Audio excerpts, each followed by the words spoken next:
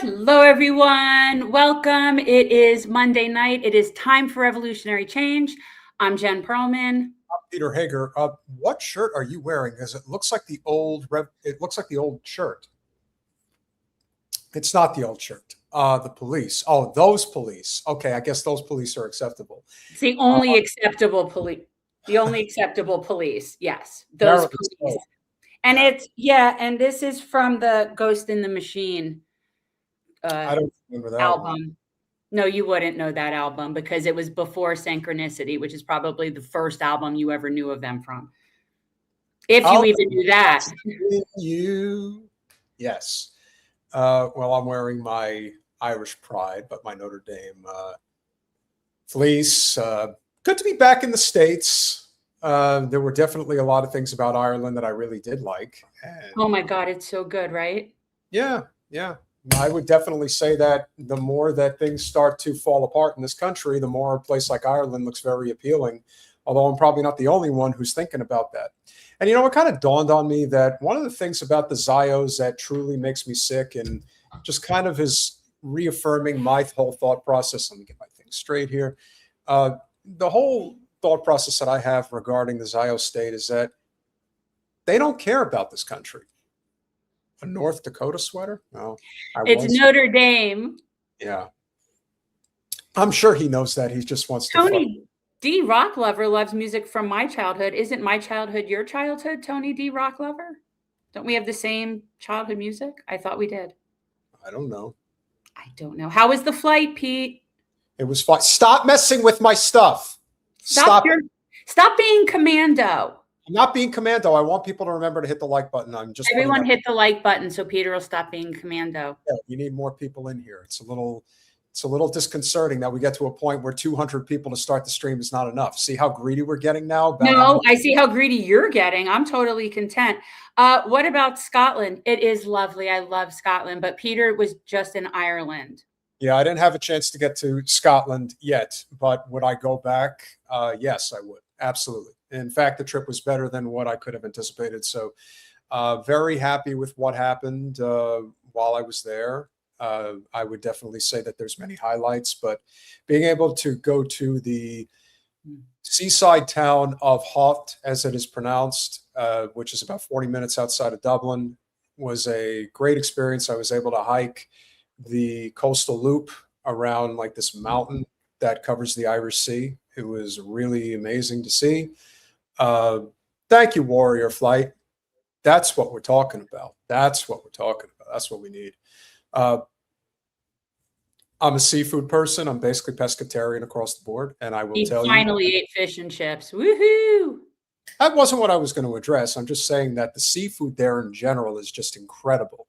The quality, but as I told Jen earlier, the quality of the bread, ladies and gentlemen, in other parts of the world, quality of the butter in other parts of the world. Now, granted, Ireland is a farming culture in many respects. So it's not hard to see why the food there is excellent, but you can certainly tell the difference as far as I'm concerned. Got to Belfast, so I experienced the UK side and the European Union side, which was interesting. I would say that the Titanic Museum was really an experience. Guinness is the traditional tourist trappy type experience. It was fun, but it wasn't what I would consider worth it for what it cost. And then, of course, like I said, the food was great. I would also say that Trinity College, if there was something that I truly appreciated being in Ireland, is there were a lot, and I mean a lot, of Palestinian flags on a whole bunch of different businesses. Yeah. Didn't see one Israeli flag while I was there. That was great. I don't really think they want to go to Ireland anyway because they're not really accepted there. And I actually did take in midnight mass at Christ Church, one of the oldest Catholic institutions in the world today. It's over 1,000 years old. Historic relics are inside.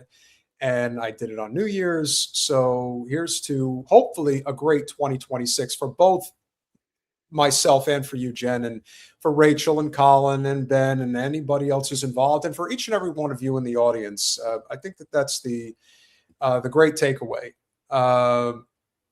that is, you see, William, you guys are still not fully getting it. This is a Zio class war where most of them happen to be Jews, yes, but you have to stop assuming that that is the case. I think most people are like Jen.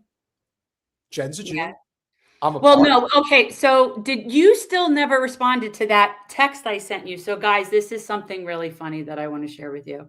You didn't respond to it. I think it's really funny. Okay. Do you know what I'm talking about? What, the one about somebody gave me shit and somebody gave you shit? Right. It's not that they gave a shit. It's just, I find this really, really funny. So guys, there is a clip that we put up. And do you remember which clip it is? I don't know, but we're both in it. It's just one of our clips. And these are two comments to the exact same clip. Okay, here's comment one. This lady is insufferable. She ruins the show. Okay, so that's the first comment of these two. This is the second one. He, meaning Peter, he's really irritating. Only reason I watch is because Jen is on. Those are two different comments to the exact same clip. So all I could tell you is this is why there's chocolate and vanilla, people. So, and for people asking for solo Jen show, that's probably not likely going to happen. Yeah. Although I do have a special project that I am going to be doing at the end of the month that I will not be involved in it. And Peter is not involved in it, but there will be other people involved in it as well. So, yeah. So you're going to test the waters to see just how well you can do by yourself. We'll see. Well, I'm not really. I mean, I'm introducing other people too. So it's the thing. I'm coordinating an event for other people. Obviously, we all know what the main topic of discussion is right now. We are not going to neglect Israel. We also have a very important update that Jen is going to be a part of this evening regarding Erika and Shirley Kirk. Look, anybody who knows history, anybody who follows history and understands the ebbs and flows of an empire, it is inevitable that the United States is going to succumb to their top spot and be reduced to a player in the field. I will not say that the United States is going to exit stage left. But what I will say is that history has shown from the time of Genghis Khan, from the time of the Roman Empire, the Ottoman Empire, the Dutch Empire, the British Empire, they all have very similar trajectories in terms of how these empire-like levels end up going, whether at a level that causes the entire global market to have to use the US dollar as its currency for the purpose of oil exchange, as was the case with the petrodollar after our removal from the gold standard in 1971, followed up shortly thereafter with forming the petrodollar alignment with Saudi Arabia in 1974. And that's the way it's been ever since. And through coercion, through what is considered just nothing more than a handshake and guarantee that U.S. will always pay its debts, we find ourselves now on the cusp of losing our empire altogether. Because now with somebody like Trump in power, there is no mask. The mask is removed. And we now know for sure where everybody stands. We now know with absolute certainty that the only way that we stay in power is through military might. And military might is the last domino to fall. It's obvious that that's the case. And by the recent actions in Venezuela, it's obvious that any nation that had been on the fence about whether they would be continuing doing business with our country, they're going to look to get away from us as quickly as humanly possible. And that's where BRICS comes in. And that is why China and Russia are not responding militarily to what we did, because they don't have to. We're doing it to ourselves. We are causing our own collapse. Yeah. Well, I've been saying that all along. Like, China's just watching us. We're like a whirling dervish, just spinning out of complete control and grasping at straws, and so pathetic. And it's unfortunate the amount of collateral damage. you know, whether it's the people in Venezuela or the Palestinians, like just people that are going to be, you know, affected by our spinning out of control. But this is all a desperate attempt to maintain economic hegemony. This is a desperate attempt to safeguard resources so that China can't have them. And at the end of the day, for us, it really is all about this new Cold War with China. And I really see that as an underlying reason for so many different things that we're involved in. And yes, there is the Zionist perspective. Absolutely. That is there too. But remember, the Zionist regime can only exist at the, you know, at the will of US empire. So it really is just part and parcel of US empire. And so, you know, when these things collapse, it's going to happen. It's going to go together. You know, one of the more interesting aspects of and this is one of the main reasons why I can't do AI. I have no interest in it whatsoever. I understand, but we already have AI. That's the thing that I don't think a lot of people truly understand. Google is AI. When you look something up, that's artificial intelligence working in real time to help you find something. So this idea that we need to be on ChatGPT, that we need to be on all these other mediums that create these fake, I understand that people feel that fantasy is better than reality in many cases, but you know what else fantasy does? It creates narratives that aren't real, and that gets people in a lot of trouble and in a lot of danger. Now, thankfully, the current stage that AI is at, you can pretty much tell when you're being put on. It looks fake. It sounds fake. It is fake. No, and some of these people, I don't know. I think it's going to get, well, it's going to get harder and harder to tell. And I think that's the real problem, is that we can't trust that at all. Which is exactly why this was, of course, anytime, the one thing we've learned, and this is another thing about Nick Shirley that I just want to put out there for you guys. Anytime somebody appears out of nowhere and all of a sudden has a substantially large reach and platform, it's because they're being boosted. And when something like this pops up today, it's because it's being boosted, because there's a propaganda narrative that's at play here. This is the not so real celebration of the removal of Maduro from Caracas earlier today. El pueblo finalmente está libre. El pueblo llora por su libertad. Gracias a los Estados Unidos por liberarnos. Y viva la libertad.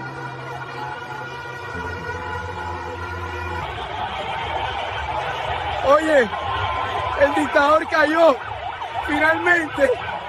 Estamos libres, estamos libres. ¡Viva Venezuela libre! ¡Gracias, Dios! ¡Gracias! Oye, el dictador cayó finalmente. Granadito, hermano, esto es real. Estamos libres. Mira, mira cómo está la gente. ¡Viva Venezuela libre! Gracias a Dios, esto es para todos los que aguantaron, se logró. You know, the funny thing about these images is that the last two you can kind of potentially believe is real. It is too obvious that this is fake. This particular, well, she looks exactly the same as the woman in the very beginning. Correct. They didn't think this through too clearly, did they? Well, it's bad. So guys, this, yeah, I mean, yes, this is definitely AI, and this is the kind of propaganda, but what concerns me is it is going to get better, like over time. So where the propaganda machine is, we are really not going to know what's real and what's not. And that's scary to me. Well, that's great to know. But you see, here's the problem. In a world of 30 million Venezuelans, there's always going to be a few that are going to celebrate this. And we are not here to celebrate Maduro. Make no mistake. No. It is not our effing business to run other countries, to steal their resources, and to govern them according to our whim. And on top of everything else, myofascial healing Pilates. Wonder if this person goes to your place in Plantation. You never know. I don't know. Yeah, that's honestly, this is another place, and I've talked about this many times before about Venezuela, where it is very much class oriented. Correct. The wealthy white Venezuelans that take up a huge amount of Weston, Florida, in my former congressional and West Pembroke Pines. Yes, those people are anti-Maduro, and so they absolutely support the I'm losing the what do you call it? Why am I losing the opposition? And that is true, but it is along class lines, make no mistake. So this is completely fake. We'll finish it, but we're also going to show you a video of real Venezuelan responses to what we did. Correct.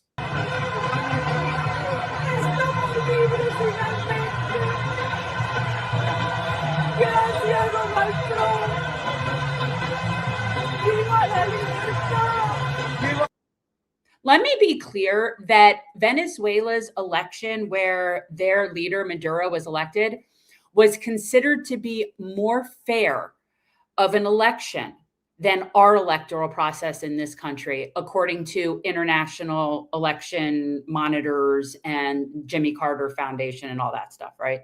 So they have way more functioning and robust, fair electoral process. That was their democratically elected person, which means the majority of people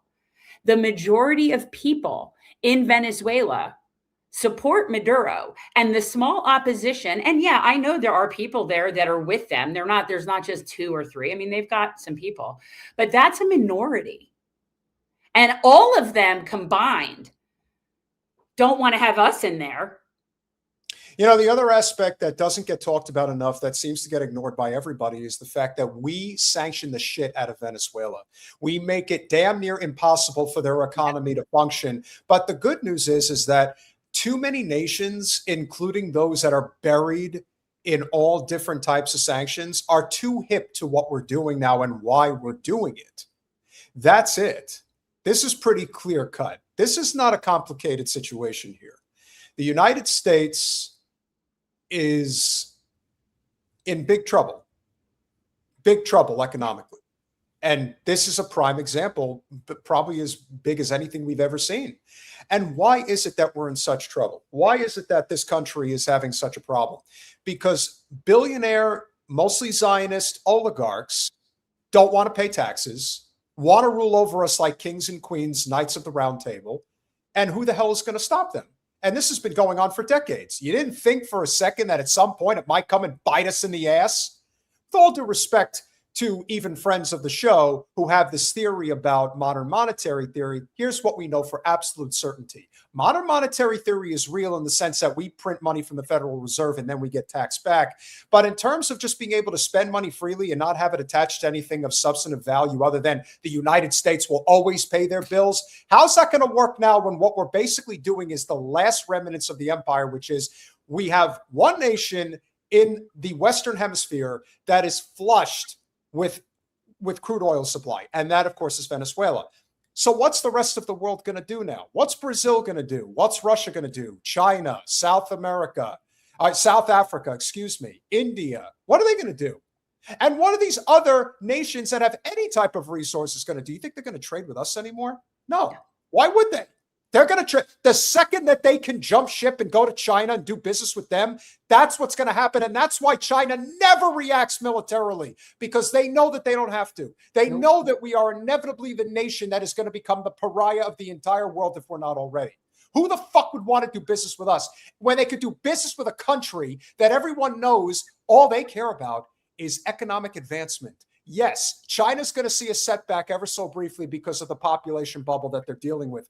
But the system that they have in place, regardless of whether it's communist or not, is working better on the global stage than ours is.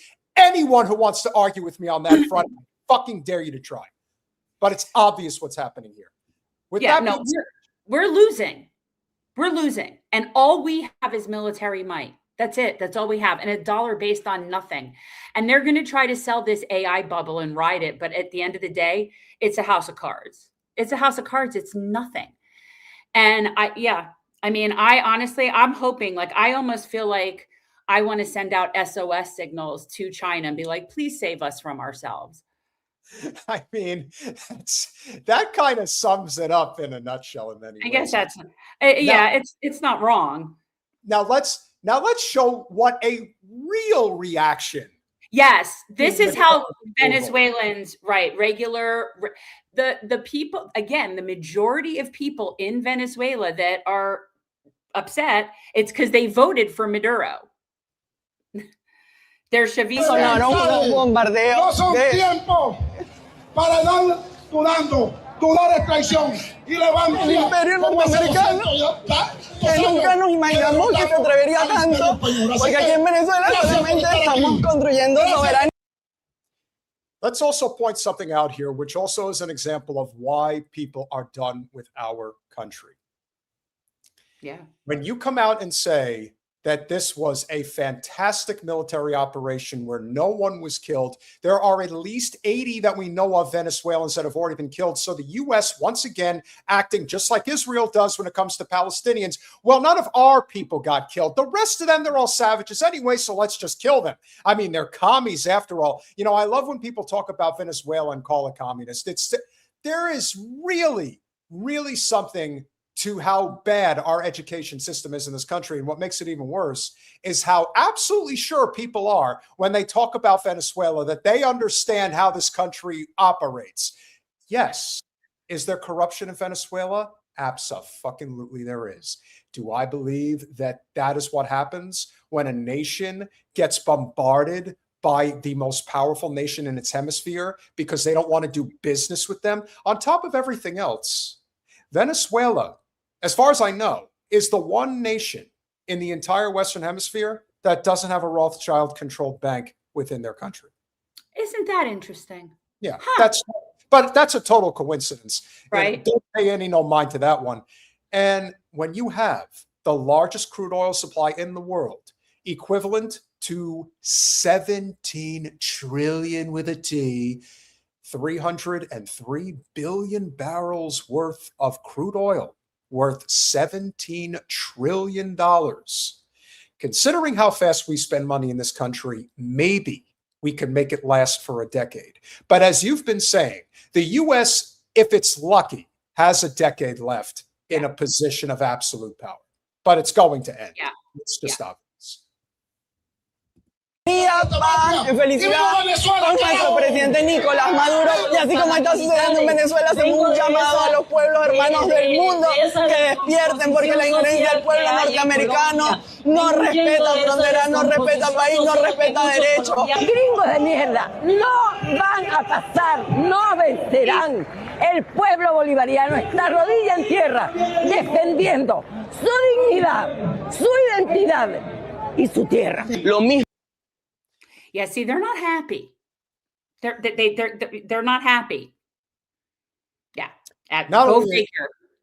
Yeah, and again, not only are they not happy, but this is in many ways a reflection of two very clear-cut distinctions in the Western/Southern Hemisphere.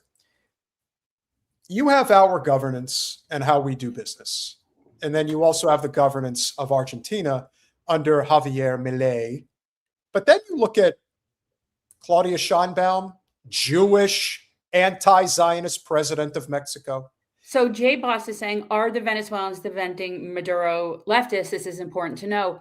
It isn't, though, for a couple of reasons why it's not important. One, again, he was elected by a majority in a fair election. So that's who was elected. It doesn't really matter who does and doesn't support him.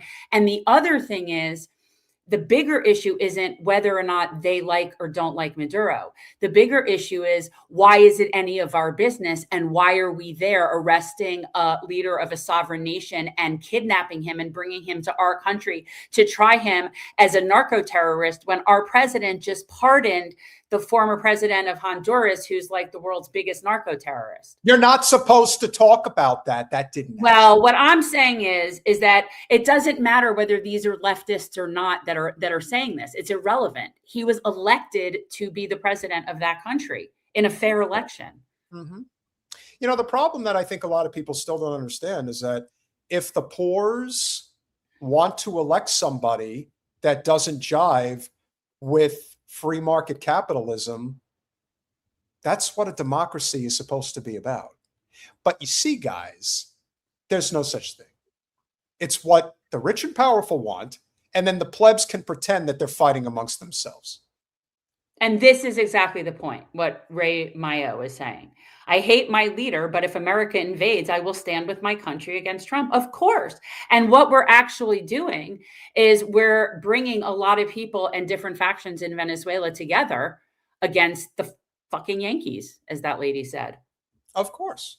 This is, again, just an example of it's not even free market. Again, I got to state, you're right. It's not free market. It's global vulture capitalism of the worst kind. And there is no greater in the immediate time, in the immediacy of this moment, there is no greater haul of rich natural resource than the crude oil supply that is under Venezuela's soil. There's plenty of other examples out there. We pointed this out a few years back when everything got started in Ukraine. It's all about natural resources. Western Ukraine is flushed with trillions upon trillions of resources from cobalt, wheat. I believe they have lithium as well. And we want to get them into NATO so we can control it. And Russia don't want any part of that shit because they trade with them. And we all know that the U.S. empire thrives and survives when it creates an enemy. That's why they had to prop up the Soviet Union. That's why they propped up China. It's how it always works. How else could you possibly justify $1 trillion a year military defense budget? And that's not even accounting for the fact that we have 800 military bases around the world that we know of on paper. How many military bases does China have? I believe it's 15. How many military bases does Russia have? I believe it's 8. Yeah, it's you something. can't see the problem here. Well, and the bigger point about those is, as far as I know, and somebody tell me if I'm wrong, any bases that are China and Russia bases are not in places where they've been asked to leave and just don't. Correct. They're in places where they're invited to be. See, we have bases in places where they've asked us to leave, like Syria, and we just said no. Well, excuse me, it's called the Donroe Doctrine now. Have you not heard the new name change? It's Donroe Doctrine. It's really great. We're going to totally take over the whole West. We're the West. We're the best. Que hoy están haciendo con Nicolás Maduro y Cilia Flores lo pueden hacer con cualquiera, lo pueden hacer con cualquier país de Latinoamérica, del mundo, por el simple hecho de que si quieren robar sus recursos. El objetivo en Venezuela no es la libertad, el objetivo es el petróleo venezolano. See, the people in Venezuela understand what's happening. They understand. And a lot of them are armed. Oh, yeah. But this isn't going to be a typical, I've said it multiple times. This isn't going to be a typical quote unquote boots on the ground operation in Venezuela. It's going to be done much more through proxies and different factions and insurgent groups. But at the end of the day, they just removed a democratically elected person in a country where the majority of people like said person. And now we're going to try to control that. So it's not going to go well. And they're already screwing over Marina Pachata, whatever her name is. It doesn't matter. Like I said a long time ago about her, Maria Enchilada. Don't name the food. Okay? Don't name the food. Guaido too, whatever. Because she is just as dumb as Zelensky. Because anybody that thinks that somehow coordinating and getting into bed with U.S. empire will somehow benefit you politically, you are just so out of your element. You're out of your element, Donnie. No pun intended. But let me tell you, that really works. Like we have cracked on, the Big Lebowski for many years, obviously. But one thing that is pretty clear about the Donald, he is out of his element. Oh, he is so out of his element. And he's also half asleep half the time, which is also a reflection of somebody who can't stay with it. That's the I don't think he's surviving 2026. No. I don't think he's surviving 2026. Yeah. I think you're probably right. Now, I want to take this one step further because now we've seen the difference between the real celebration and the fake celebration. And we all know that there are extenuating circumstances as to why military interaction ever happens. I got to tell you, in my lifetime, the only military interaction that if I was in government that I could ever legitimately justify would have been Desert Storm for one reason.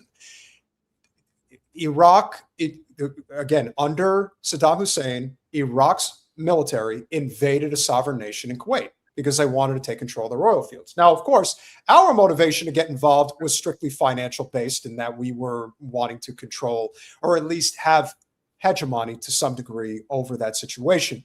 But that's one of the only circumstances that I can look at and say, yeah, I understand it. Doesn't mean that we couldn't have found a better path, but that's the only one. Everything else has always been completely unjustified.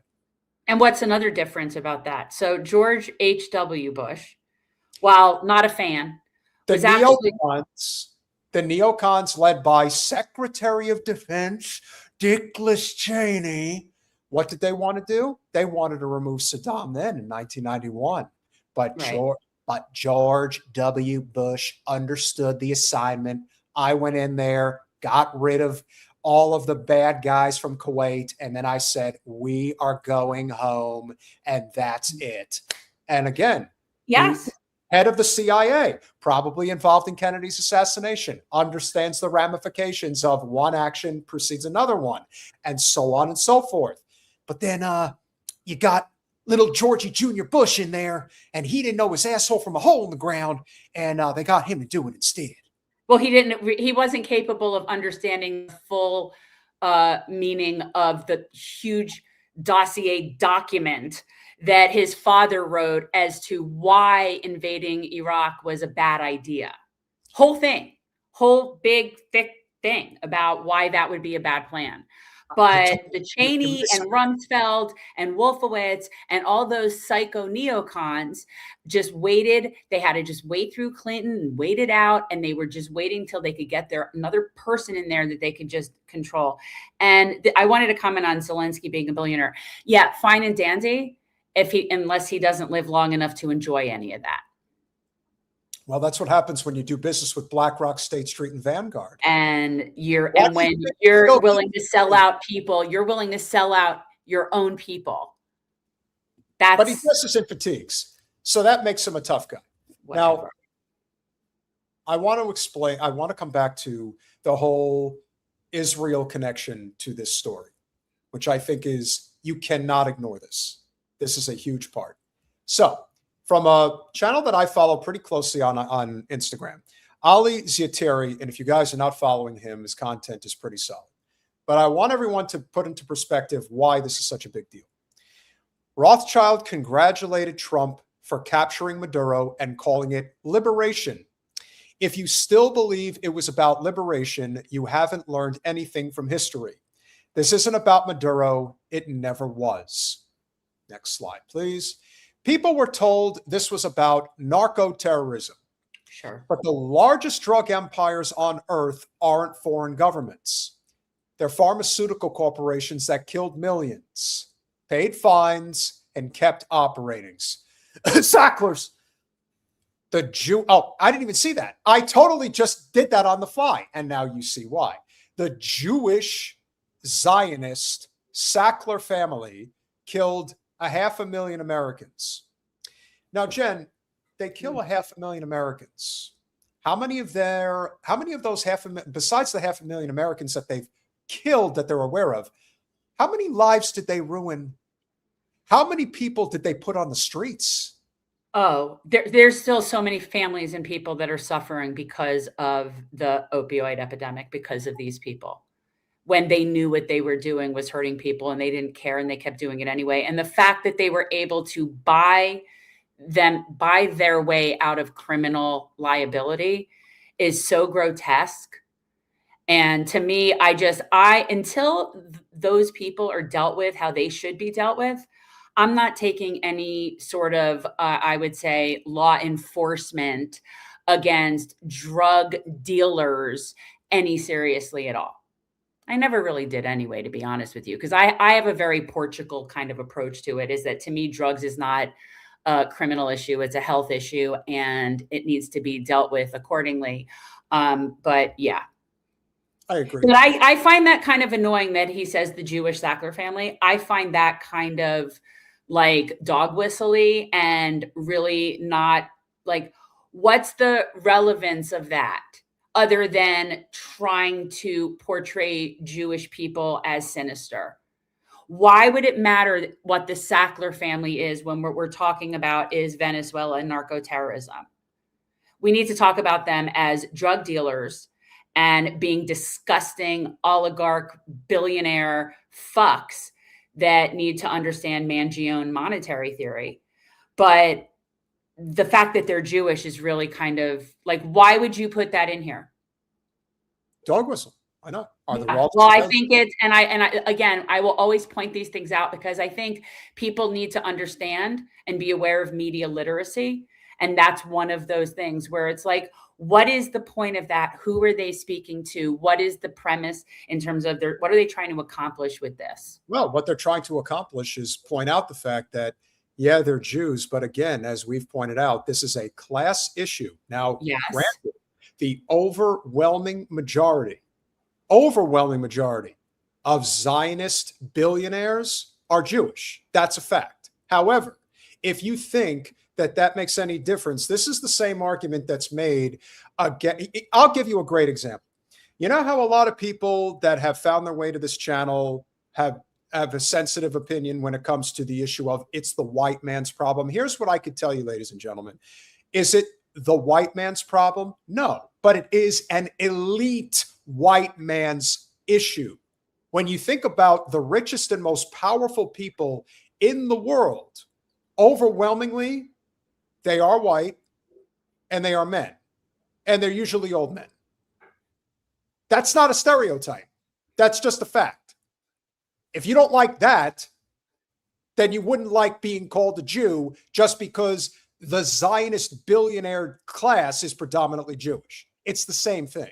It's sort of like in the chat when some idiot calls me a Jew princess and then also feels the need to be somewhat judgy about me smoking on air. You're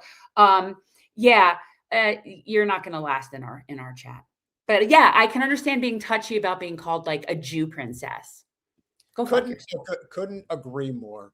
Not all Jews are from Israel, but all Zionists are.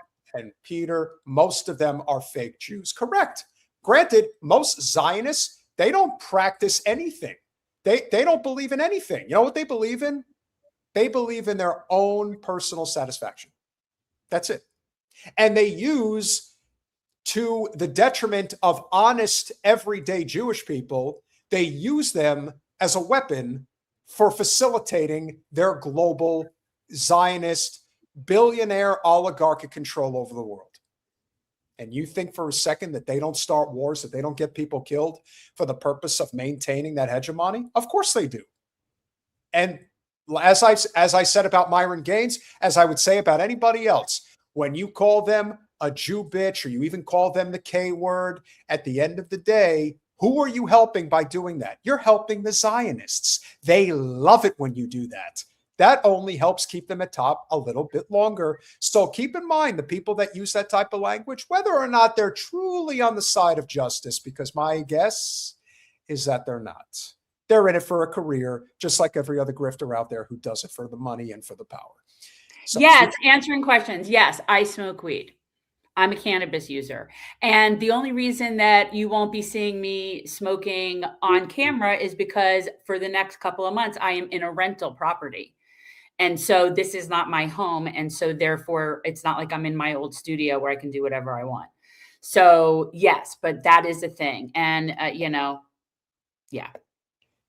But I have to step outside. No arrests, nothing. Next.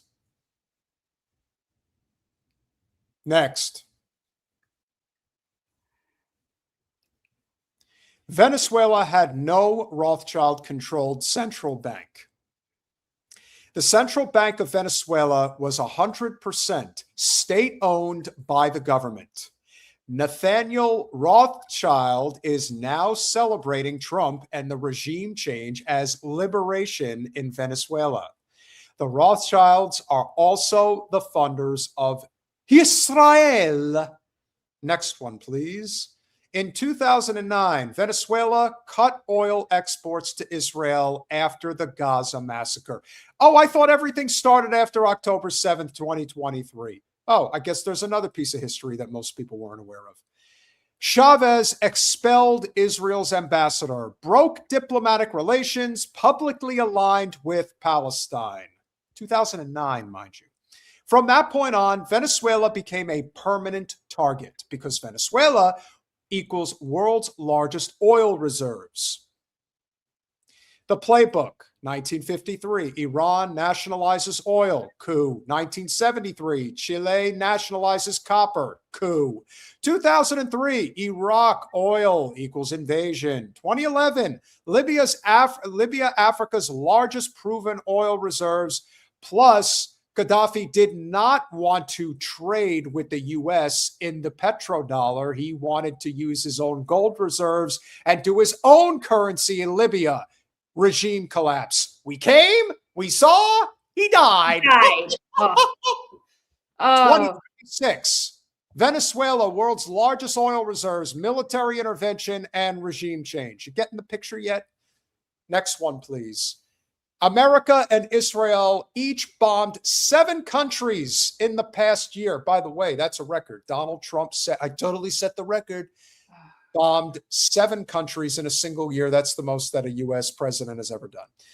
A country in all of its history has bombed 7 countries in a year. A new record, Venezuela.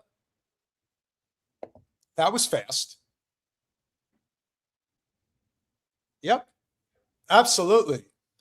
Venezuela joined the list exactly as predicted 1 month ago.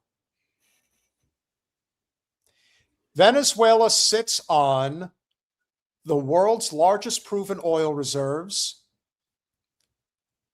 195 TCF of natural gas, top 5 globally, a fully state-controlled central bank, no Wall Street access, no foreign ownership of its core resources. But there's more to it. There's more. Venezuela sits on the Orinoco mining arc, one of the richest untapped mineral zones on Earth. Gold, silver, coltan, rare earth minerals, the raw materials that power modern militaries and green energy grids. Estimates put the Orinoco arc at hundreds of billions to over 1 trillion in buried resources. The coltan is valued north of 100 billion, or the coltan, excuse me. It is essential for smartphones, weapon systems, and EV batteries. This is not liberation. They don't care about Venezuelans or Americans. No. Oil takes years and tens of billions to restart. Gold doesn't. Venezuela officially holds 161 metric tons of gold, among the largest reserves in Latin America, and an estimated 10,000 tons remain underground. At current prices, that's over 1 trillion buried in the ground. 1.7, according to Conchata Balata, whatever her name is. Conchata Balata. Conchata Balata. People celebrate the looting of foreign currencies, not realizing the same system is looting them too. Venezuela has 17 trillion in oil. Ordinary Americans and Venezuelans will never see a cent of it. Zionist bankers and Israel will devour everything like they always do. This was never about Maduro. Corrupt leaders are everywhere, but they are mainly targeted for their resource, having to no Rothschild-controlled central banks, criticism of Israel, and exposing Zionist control over America. The media demonizes leaders when it serves a strategic goal. Of course. The U.S. can abduct a foreign head of state, try him in its courts, and call it justice. Then sanction the International Criminal Court for pursuing war criminals like Netanyahu Milikowski. It's a circus. Zionist powers are openly mocking the West. ask the only question that matters. After liberation, who controls the oil? Who controls the mines? Who controls the money? It's never the people. Americans lose, Venezuelans lose, Zionist billionaires fill their pockets and exploit both sides like they always do. Yep. Venezuelans celebrate in the streets, don't understand the consequences. Neither do MAGA supporters cheering a narco bust. Let me explain something before we continue. Let's be very clear. The people that are celebrating this, there's only two people that are doing that. Those that are paid and those that don't know anything. Because if you knew anything, you would know that this is the straw that will break the camel's back of American empire. And if you are being paid to celebrate this, which we've seen those conservative Inc. and shitlib accounts, you know, the amazing thing about this, ladies and gentlemen, it's not just the people who suck off Trump's ballsack every single day for a paycheck. It's also the shit libs of the Democratic Party establishment led by the likes of Debbie Wasserman Schultz, Nikki Fried, Neera Tanden, all of them. You know what they all say? Hillary Clinton. You know what they all say? It's wonderful for the Venezuelan people, but it's terrible the way Trump did it. He needed to do it a different way. We agree in principle. You know, kind of like Cory Booker with his 2-page long explanation about why this is good and it's bad at the same time, but it's really good because I'm paid to say it's good. These are the people that are traitors to America. These are the people who know the score and they do it anyway because they want to get paid. That's what's most important. Wouldn't that make them the most guilty of all? People get screwed in all of this. It's not for anybody but the wealthy people that make money off of oil and off of the military-industrial complex. That's the entire point. This isn't left versus right.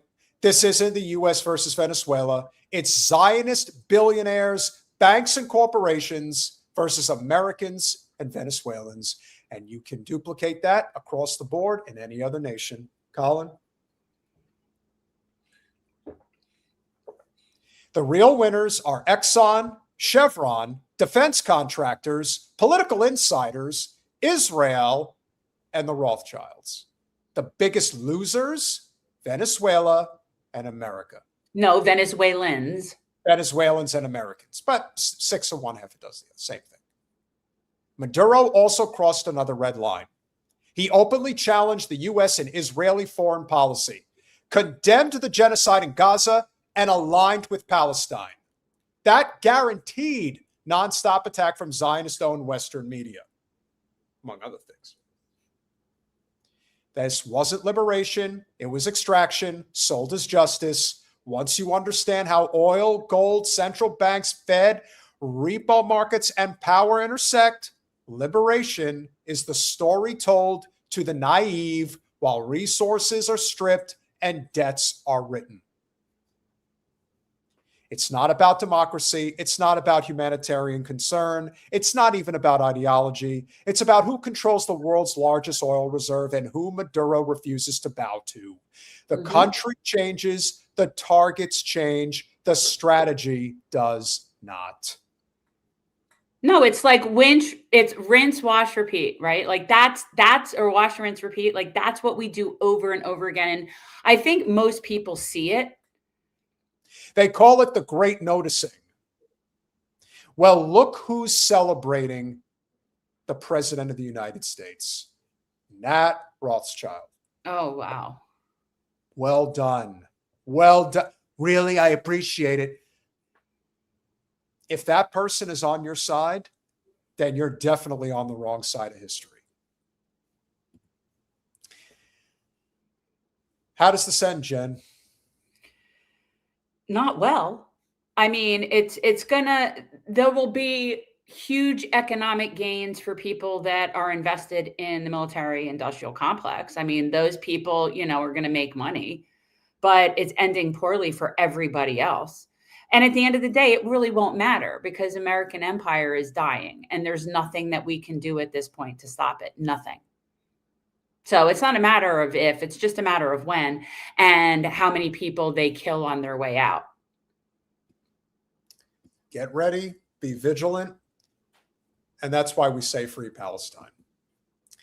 If you're enjoying this conversation so far, which over 660 of you are, please make sure you also consider going to patreon.com/revolutionary change. For as little as $5 a month, you can become a supporter of our small but mighty and growing channel. We recently passed 105,000 subscribers. We keep ascending up that ladder, and we are forever grateful for each and every one of you that is here supporting us. Since we, for whatever reason, don't know why this happened, but we had 4 new YouTube members got cut off from the beginning of this stream. Don't know why, but a big shout out to Miss Agnella. Thank you for becoming a YouTube member. Stephen Dickerson. My grandmother's last name was Dickerson. Thank you for becoming a YouTube member. Hamobu. Thank you for becoming a YouTube member. And User Pay. Thank you for becoming a YouTube member. We really appreciate it. Willie Bragg with the $5. I loved England in 2006, and I loved Ireland in 2019. Scotland will be my next visit. I loved Ireland and Scotland. Subscribe to the Willie Bragg Show on YouTube if you haven't already, ladies and gentlemen. Gezin82 with the $5. China was there at time of raid. It was sending a message to BRICS Alliance. Yes, that is, the other thing that is a great point, Gezin, that I actually forgot to mention. The most unheralded part of this whole story is that this raid that took Maduro, it came within hours after a Chinese delegation met with Maduro. Again, all roads, in my opinion, lead to Cold War with China and really grappling to maintain hegemony, and we're losing.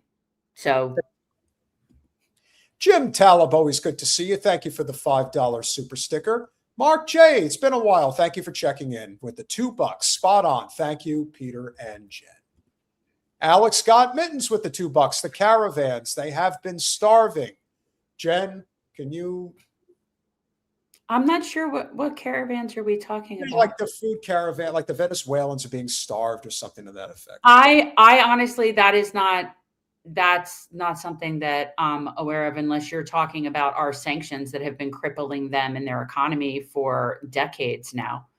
I mean, that's really the biggest problem that they have there economically. There and a lot of other places, the 60-something other countries that we decide to bully and punish economically and suffocate them with sanctions so that we can turn around and say, see, they can't work. They're a failure, as if we had nothing to do with that. So I'm not exactly sure, but I was hoping we could at least talk about the monks. Can we talk a little bit about the monks? Guys, if you're not following the monks and the dog with the monks, the dog has his own page, Peter. Have you seen it? I haven't seen it, but it's always good to see that the monks and the dogs walking side by side. Okay, no, it's the monks, and they have a dog that is a loca, I think is Wait a minute. Is it the Moors or the Moops? I'm just saying. It's the monks, and the monks are walking, and they just came through Georgia. They might still be in Georgia. They walk through like Atlanta area, and the monks have a page, but the dog has its own Instagram page. So you could follow the dog, and this dog has been following these monks on their peace walks all over the world. It's really cool. Yeah, well, the East is more peaceful than the West, that's for sure. Piano Man with the $10. Great to see you as always, my friend. And finally, Willie with the $10. Again, subscribe to the Willie Bragg Show on YouTube. Happy New Year. If justice happens in 2006, we would see the arrests of George W. Bush, Hillary Clinton, John Bolton, Benjamin Netanyahu, and Donald Trump for crimes against humanity. Free Maduro. Hey, listen, we're hoping to live in a just world, but we all know right now that we don't live in a just world. How do we possibly get to a just world? That to me is the big question. And one of the reasons why I believe there is a significant amount of intersection between the populist left and the populist right, particularly progressives and libertarians, is because when it comes to these core issues of civil liberties, anti-war, our ability to make an honest living, and honest currency, all of these issues intersect. And that's why it is imperative that we continue to form these alliances and coalitions, because it is we the people versus the ruling class. And if anybody knows a thing or two about being fucked over by the ruling class, it is our good friend Clint Russell. Welcome back to Revolutionary Change. That was quite the intro. Thank you guys for having me. Thanks, We are back to colonialism, imperialism, whatever you want to call it. So I know. Yeah. How do you feel about that? How do you feel about that? Well, I'm disappointed, but honestly, I'm even more disappointed in like the Matt Walshes of the world and Andrew Tates of the world and the Nick Fuentes of the world, like people who really kind of made their name really opposing intervention, who are now somehow managing to spin this as like awesome. like wow. So yeah, I'm learning that a lot of people sound really good when they're out of power, and then I'm not learning that. I guess I'm just realizing it again as you guys are. Clint, your audio is coming in a little faint. I don't know if you can turn up the juice just a little bit. Sure. I want to give you a heads up. Audience letting me know. Not that you can't be heard, but a little low on that part. You know, you bring up a very good point, because I make a point to cover Fuentes because I think he's without question the most charismatic out of any of these so-called populist right commentators. But there's a lot of them out there that, in my opinion, you know, we see this on the Democratic Party establishment side as well. These guys just have their hands out. They're whatever, insert the coin, turn the knob, and I'll say what you want me to say if it's going to get me paid. That's all that matters. Well, levels better, worse? That's fine. I hear you fine. So what do I know? We'll see what the audience has to say. I can. No, the monks don't have a YouTube channel. I see them on Instagram. Somebody find out how somebody help me figure out how people can follow the monks and the monk's dog. It's like the nicest thing ever to watch. Hey, Clint, have you seen these monks? No, I don't know what you're talking Okay, about. so there's this group of, I think they're Tibetan monks, and they've been marching from, I want to say Texas, and they're walking to DC on a peace march. And it's so lovely, and people are greeting them all over, and they have this dog that walks with them. And it's just, they're all just about love and peace. And it's refreshing. So I'm just saying, it's a nice thing to watch. Yeah, well, that's Aloka is the dog's name. Thank you. All right. Shout out to Aloka. Yes. And I really feel that this is a time where you really get to see where people are at, like where their loyalties lie. I talked about this with Jen earlier, and I have no problem calling her out, because I've been in her presence. I know who she is. She knows who I am. Brianna Morello, if you're hearing this right now, you're a piece of shit for saying, first of all, that Delcy Rodriguez is a fake vice president of Venezuela. On top of everything else, it's obvious that you're in this for a career. And I would say this to anybody who's doing this at the detriment of our country. And you are a small fry on the totem pole. If you want to go up really high where you have real impact, then you get to somebody like Matt Walsh, who actually does have a massive following, makes millions of dollars a year, pretends like he's a populist America First person. But as he's shown time again, he'll get on his hands and knees for Ben Shapiro the second he tells him to bark like a dog. And that's the side, to me, that we have to be crystal clear, because in my opinion, our country's in big trouble right now, like big trouble. And I would assume you would agree on that front. Of course. Yes, absolutely. That's what got me so engaged, was 2020 lockdown arena. And then ever since then, and you know, my background being in finance, I'm super concerned about the economics of this empire moving forward. I think we're going to be in a lot of trouble. But to circle back to your broader point about the right-wing folks and how they're all so, how they're all, I mean, yeah, they've just all flipped. Like basically everybody flipped. Alex Jones, my guy, who's Brianna's boss, I think, he's sharing, like, I think it was World Cup celebrations, and claiming that that's the, people of Venezuela.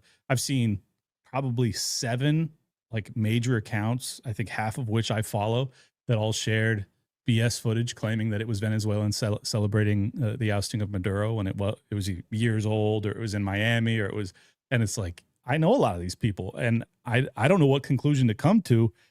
You know, I'll just tell you my gut. My gut tells me that these people are being paid to push war propaganda the same way Fox News or CNN would.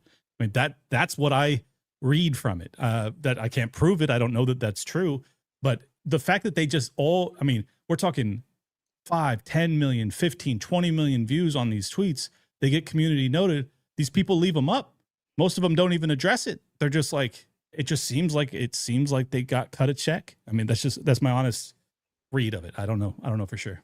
Wall Street Apes puts out the AI video today about the Venezuelans celebrating in Caracas, and the community note says right away, this is not only not real, this is an AI generated image, and the only real celebration that existed anywhere in the United States, take a wild guess. Of course, it was in South Florida, and it was a few dozen Venezuelans in places like West Venezuela, where, again, this is an elite problem, and we're not here to celebrate Maduro, but at some point you have to say, how much more obvious can it be made that American empire is collapsing under its own weight?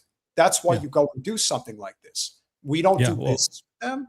Oh, I think it's not even so much about our empire as it is about Israel's.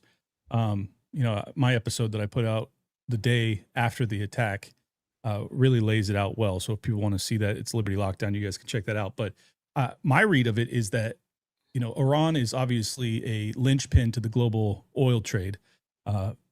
Iran is a big trading partner of oil and gas with China. Venezuela is as well. The Strait of Hormuz is responsible for about 20% of annual shipments of oil all around the world. Well, guess what nation happens to contain 20% of the total Earth supply of oil? That would be Venezuela.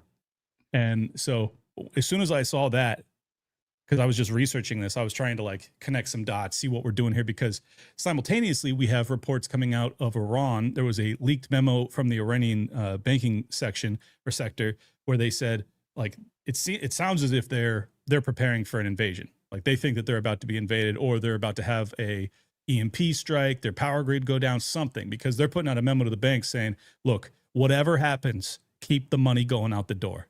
Do not let, you know, if there's a bank run, whatever, you got to just keep the money going out to the people. Do not allow them to starve and then ultimately revolt. So my read in all this is that, like, and well, one other tidbit, also, there are reports that Israel has greenlit another attack on Iran.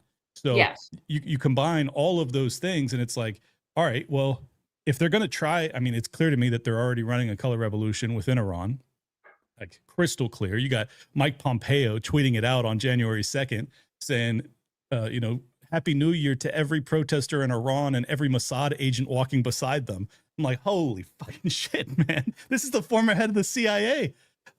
So my read is that I think that's the whole game. You had Netanyahu in Mar-a-Lago with Trump, you know, chatting him up on New Year's Eve. And then a couple days later, you got the color revolution sparking off in Iran, and then you got the strike on Maduro all in the same week.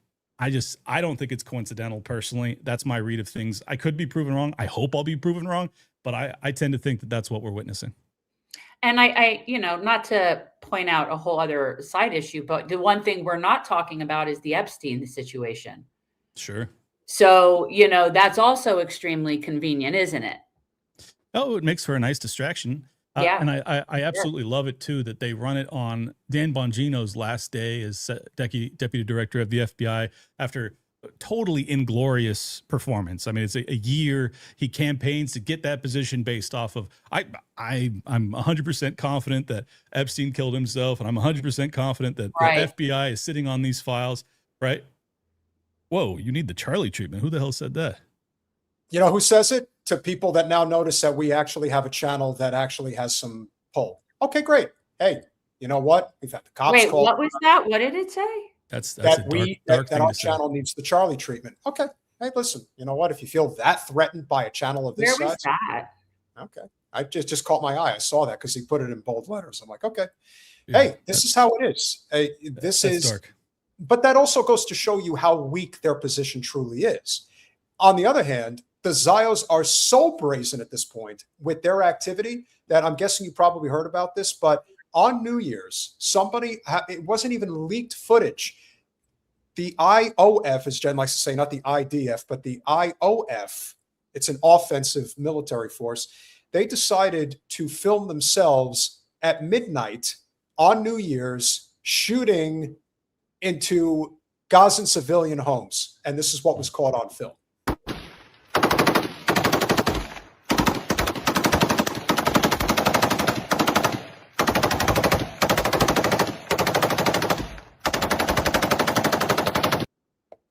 So this is a man who's getting off on shooting into an unarmed civilian population at night in whatever shelter they've been able to gather together in the frigid cold. Well, and during a ceasefire, I might add. Well, nobody cares about that. But the fact that somebody thinks that, like, this is a very small person. This is a very weak and small man. And unfortunately, Zio hell is filled with these people. Well, that's the point I'd like to make about what I've witnessed with the psychology of the right wingers that are really suddenly, pro-war. Really what I've taken from it is that, Matt Walsh, Shapiro, even Fuentes to a certain extent, there's just such a dearth of like testosterone and genuine, like, strong masculinity that I honestly think that this is how that they project to their audience that they're badasses, that they're tough, that they're, like, strong. And I'm just thoroughly convinced. And it's ironic. I'm going to bring up Jordan Peterson, who's totally sold his soul as well. But, Peterson made this point many years ago that it's like, strength is not beating up the weakest person. Strength is also not being the weakest person. Strength is having the ability to beat anybody up, but not doing it. Like, that's the actual strength that men ought to aspire to. I think strength is protecting the weakest person. Right. Okay? But that's kind of the point is that he was getting at, is that it's not about being able to, beat up everybody and doing it. It's about, like, can you defend yourself? Can you defend your wife? Can you defend your kids? Can you defend your family, your neighborhood, et cetera, et cetera? And I just really feel as if, like, all of these guys are, they're armchair warriors. They're basically chicken hawks. They're neocons, but with less of a connection to Israel, really.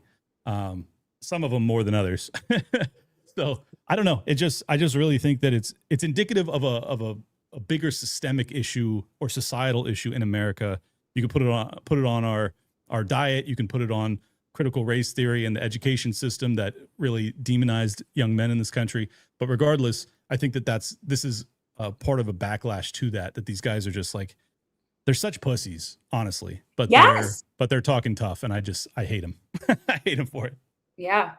Agreed. Well, that's why the people that have real courage, people like yourself, people like Luke, we know who the people are that truly want to lock arms with people that they have disagreements with and say, where can we find common ground and have a mission? Like, what's our mission here? My mission is that I love my country and I hate who runs it. So what are we going to do about it? How are we going to fix this broken economic? Well, not even fix it. The system is broken economically and politically. So what's the future look like? Because the people that are getting in the way right now are the people that claim to be on the other side. There are two things that Fuentes in particular said that to me has stuck with me for the past several months that says everything I need to know. Number one, he said that Israel had nothing to do with Charlie's assassination. That was the biggest red flag. And then the second one is he coming out there and saying, I totally support us taking over Venezuela. This is my first time doing an impression of him, by the way. It's not bad. It wasn't bad. Not bad. We're going to go in there and get all the oil and we're going to run the entire Western hemisphere. It's going to be great. I never realized that Fuentes kind of has a little Gilbert Godfrey in him. Well, that would have to be a little bit more down here. But all kidding aside, I always say with Fuentes, it's much more dangerous because people not only listen to him, they're devoted to him.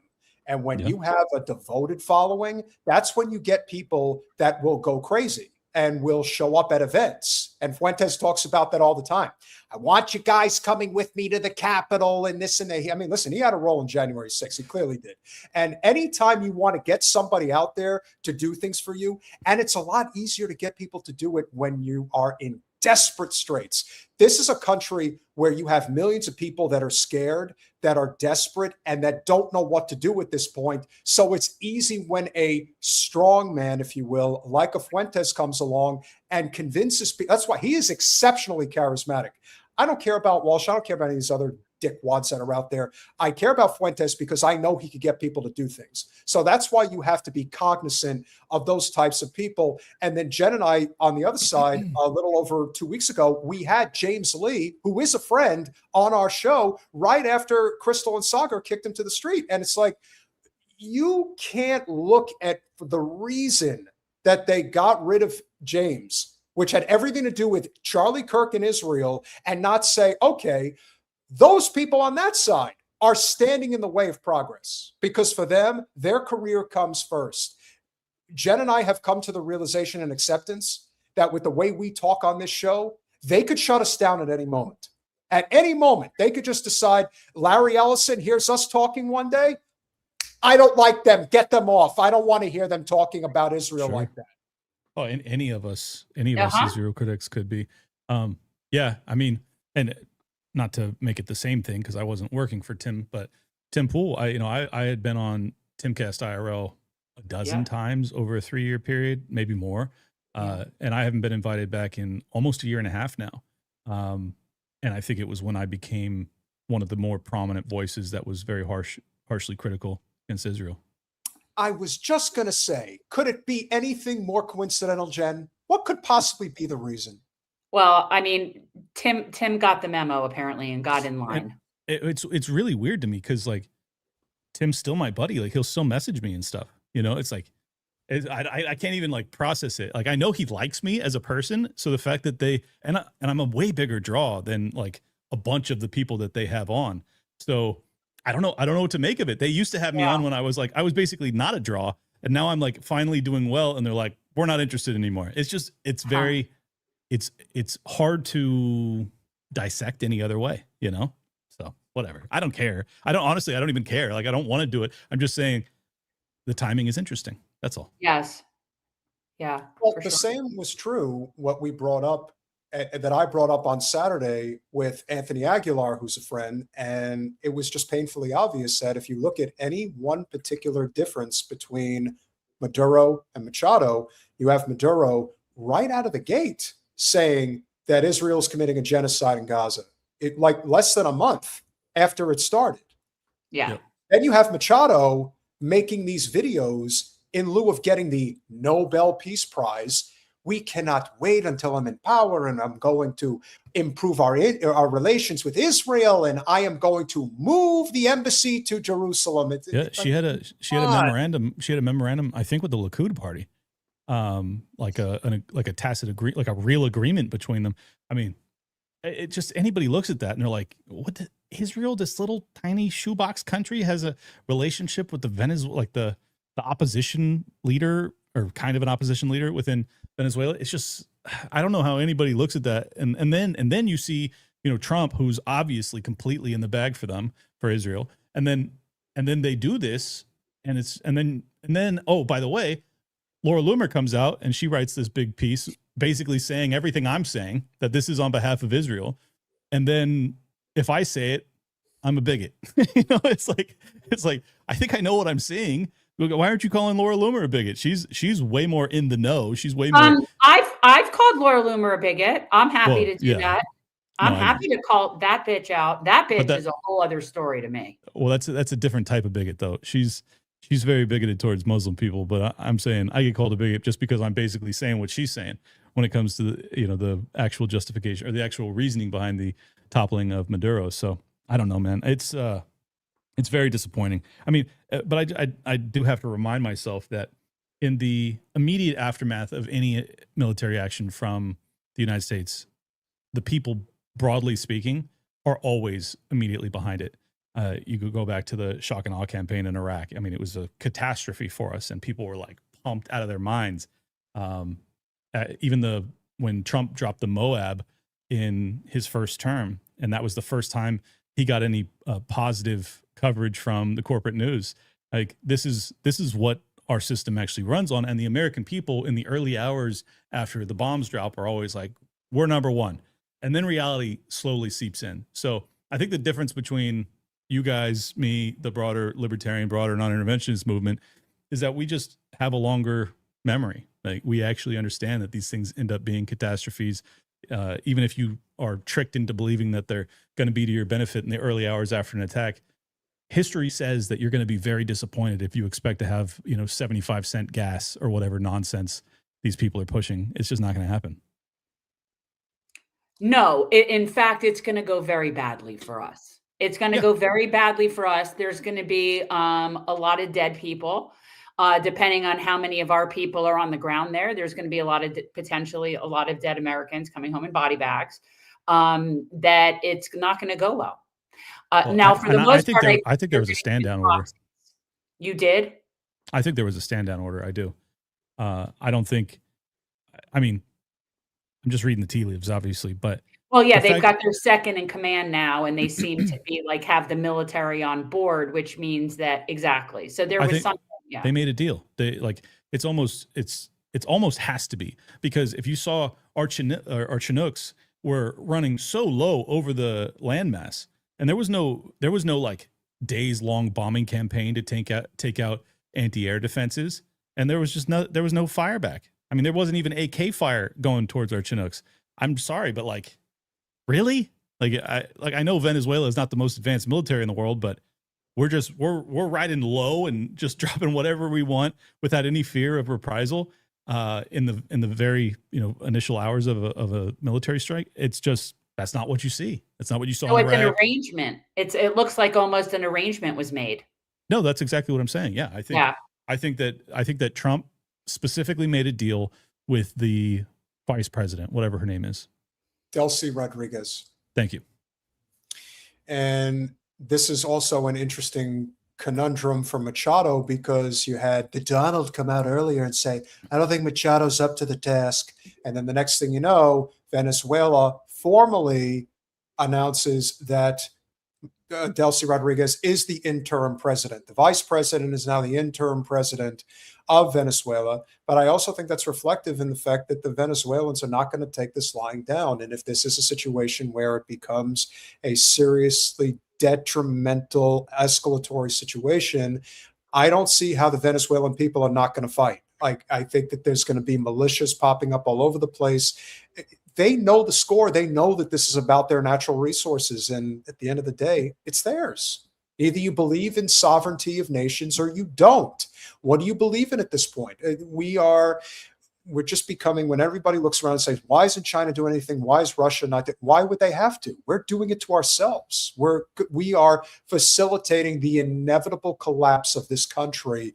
And that's what's going to happen when the petrodollar is no longer a thing, when the U.S. currency no longer holds value. And I know this is a big issue for you in particular.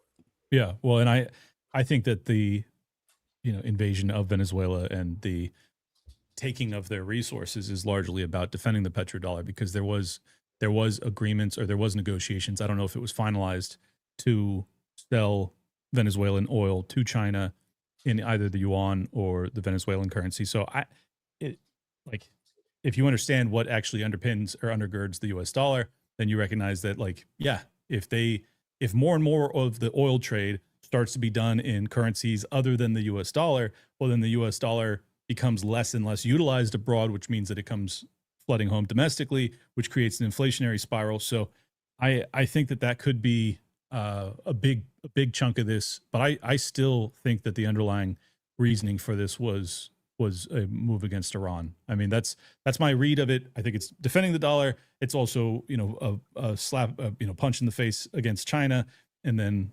preparation for Iran.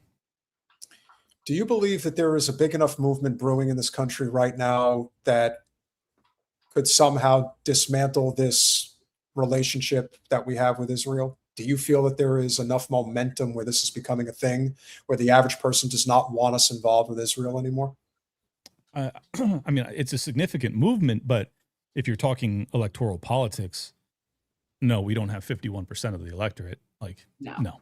I think it's probably 20, are like real serious about this at this point, where, we might even consider crossing the political aisle if it was just an honest to God independent person that wasn't in lockstep with Israeli needs. But that's still nowhere near enough.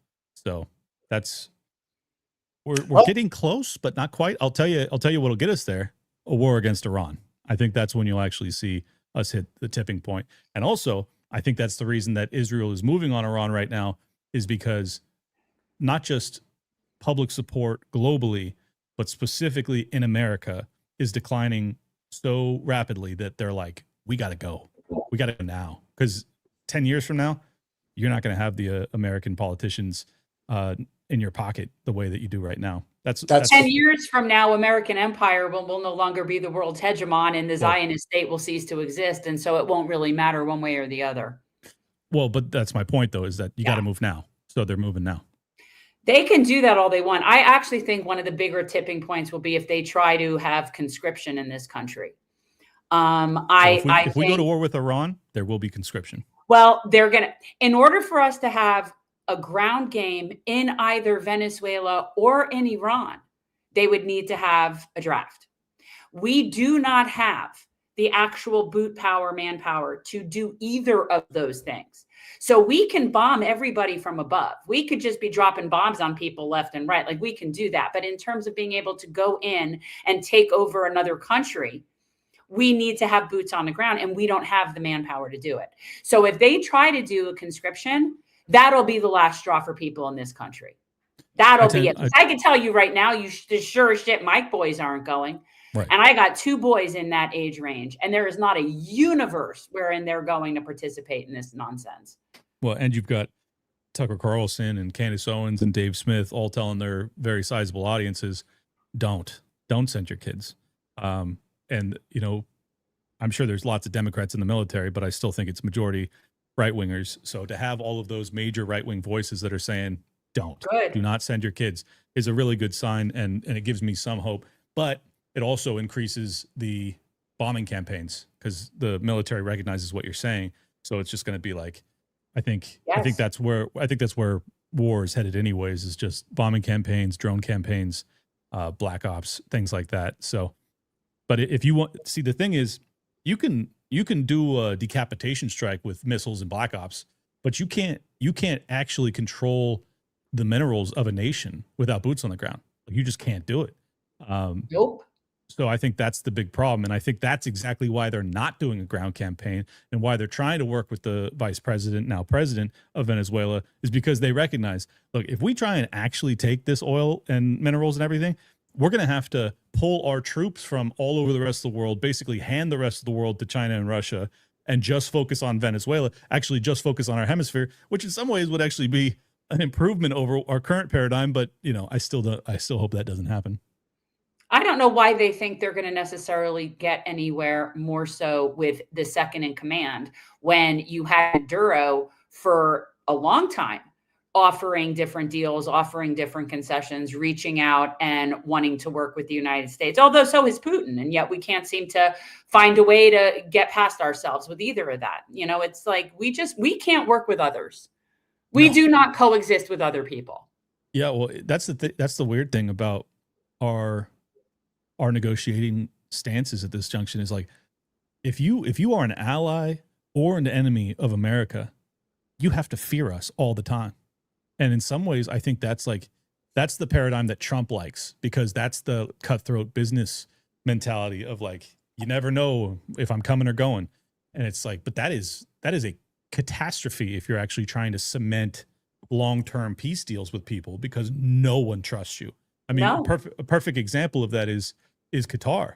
I mean, Trump had basically said he signed a defense agreement with Qatar, which, by the way, I totally oppose. But then immediately after that, Israel struck them. And they're like, wait. We have a peace deal with America, and Israel can just bomb us? Like, is this really how things are going? So, and then the same thing happened with Iran. Trump was in active negotiations with the Iranian, negotiators, and they just light them up in the middle of the night. And I'm just for me, yeah, I'm a businessman too, but like, I don't know how you do business with someone like that. Like, I would just stop doing business with someone like that. And I think that's the biggest danger, is that, Trump just feels like we got the biggest economy, we got the biggest military for now. And so we're just going to swing the big dick, but like, that doesn't last forever, dude. Like, we're going to like really have, like, when our empire ends, when our currency starts to really die, because it's already slowly dying, you're going to find out that almost every other country on earth hates us, and with a lot of justification. Yeah. How I predict this going, and I've said this for a while, is I think within the next 10 years that the dollar is no longer going to be the global currency. And I believe when that happens, that any country that has the capability to get out from dealing with us is going to.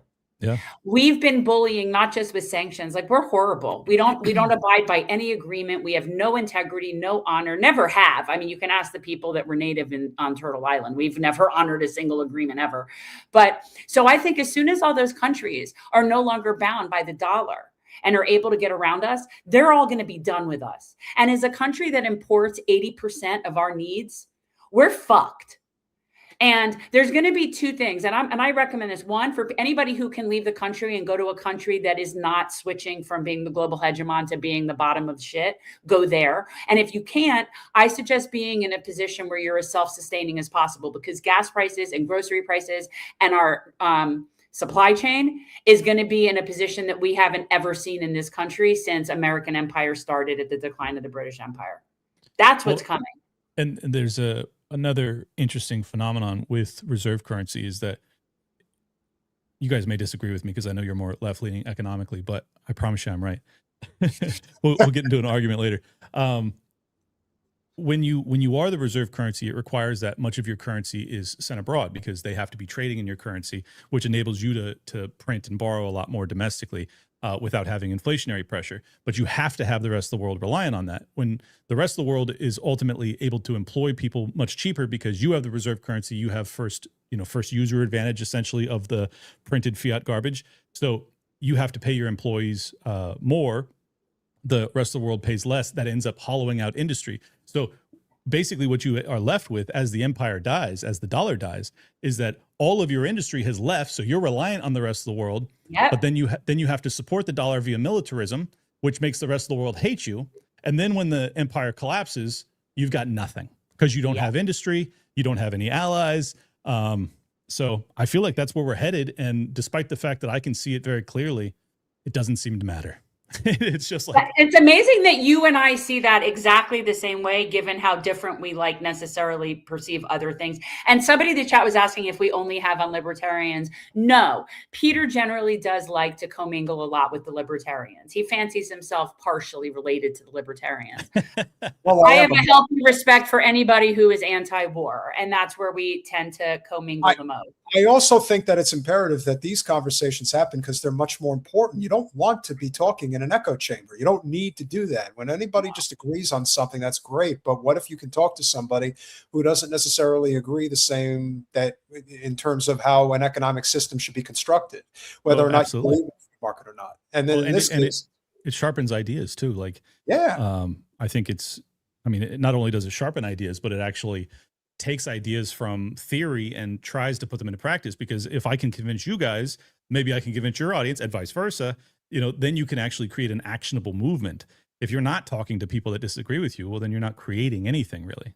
Well, this is which is why it was so absurd why the entire Biden administration, the entire time he was in office, there was any sort of communication with Russia, China, or Iran. Right. There was not even back channel communications that there normally are, even when you don't have a front channel communications.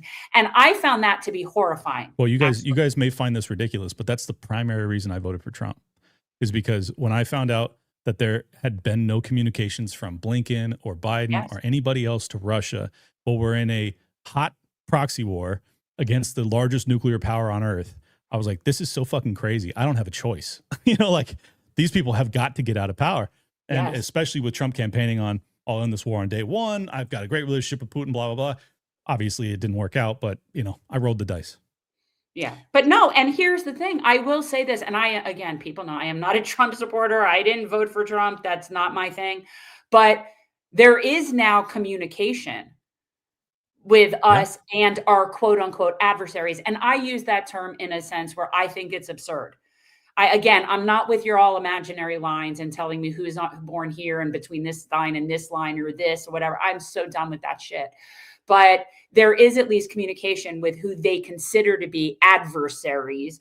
And that's all we don't need to just be communicating with allies. That defeats the whole purpose. You have to be communicating with the people that are your quote unquote adversaries. Yeah. Well, if you're only talking to your allies, it means that you're preparing for war, because that's the only we don't way. ever do diplomacy anymore. We basically have a completely non-existent State Department. Everything is through the Department of War. We don't do diplomacy. Not at all. But my point is, that's what NATO is just a bunch of allies basically wargaming for, nuclear holocaust. Like they're so scary. I mean, that was the other reason I like Trump, is because I really want to get the hell out of NATO. And he kept, floating that idea. Obviously that ain't happening either, but no, it's just, campaign Trump versus President Trump. Unfortunately, they're not the same person. So no. One thing I want to circle back to, which I think is very important, is, I feel that the whole Charlie Kirk saga is an imperative issue to talk about, because I think it's the tip of the spear when it comes to particularly the youth, when it comes to the issue of Israel. It is so obvious that they had a hand in what happened. And when I think about the attacks that I've seen on, Candace in particular, but also Tucker, and the shifting commentary from somebody like Fuentes, it couldn't be more obvious that that's what's going on here. And I mentioned to Jen that I was going to bring this up tonight, because it seems that little by little bit of bits here and there are starting to leak about this very convenient insurance policy that Erika Kirk had on Charlie, apparently, and is worth, I've heard on the low end, it's 10 million. I heard on the high end, it's 40 million. And again, I'm not saying she did it, and I'm not even saying she's involved. What I am saying is that there is a hell of a lot of smoke in terms of her knowledge of what went down and how she has gone along to get along after the fact when somebody knows something. I maintain, as I've maintained from day one, I am defending Candace to the bitter end on this issue, because I believe she knows what happened and she knows exactly how to drag this story for as long as it needs to be dragged so that it doesn't die. And the reason it's become such a sticking point is because they killed her friend. I mean, they genuinely were friends for a long time. They came up together within that organization. That is undeniable. And now we know that they were they're both respectively political talents. Charlie was a talent, Candace was a talent. And that's why the Zio billionaires gave this organization the money it needed to take off like a rocket ship. And the second Charlie decided, well, I'm not really down to go along with this anymore, and the powers that be, led by the likes of Bill Ackman, dragging him out to the Hamptons, said, no, you will do what we say, and if you don't, you better watch your back. And he, in a text exchange with Candace, said, yeah, they might take me out. And they did. And now you have all these people saying that Candace is nuts. What am I missing here, man? I don't think you're missing anything. I think that there's a lot of people that are missing a lot of things, though, when it comes to this story. And there was really nothing new from Candace Owens tonight. But the one thing that she did say that was new information to me, at least, was that Erika Kirk was present in the Hamptons, that she acknowledged to Candace Owens that the pressure from the donors in the Israeli topic was, in fact, an issue. So that was pretty revelatory to me. Now, granted, it's just Candace's word for it, which if you hate her, you're not going to believe it. And if you trust her, then you will. But regardless, that's a really big deal, because if she knew the pressure he was under, if she has his phone, which she also has claimed that the investigators inexplicably handed the phone back to her of her, murdered husband. And then she went on national TV lying overtly about there being no messages in his phone 48 hours prior or the day prior, notifying his head of security and a whole bunch of other people that he feared for his life, or the 2 days prior messages, which we have copies of thanks to Candace Owens, which demonstrated that, these pro-Zionist donors or Israeli donors were behaving in the most stereotypical ways possible, and he had no other choice but to leave the pro-Israel cause. Like those are all things 48 hours before a man lost his life, and people want you to believe that that's irrelevant. I mean, anybody that tells you that that's irrelevant, it should just be like not just dismissed on this topic, dismissed on every topic forever, because either they're a paid propagandist or their brains are broken, because that's a huge effing deal. Huge.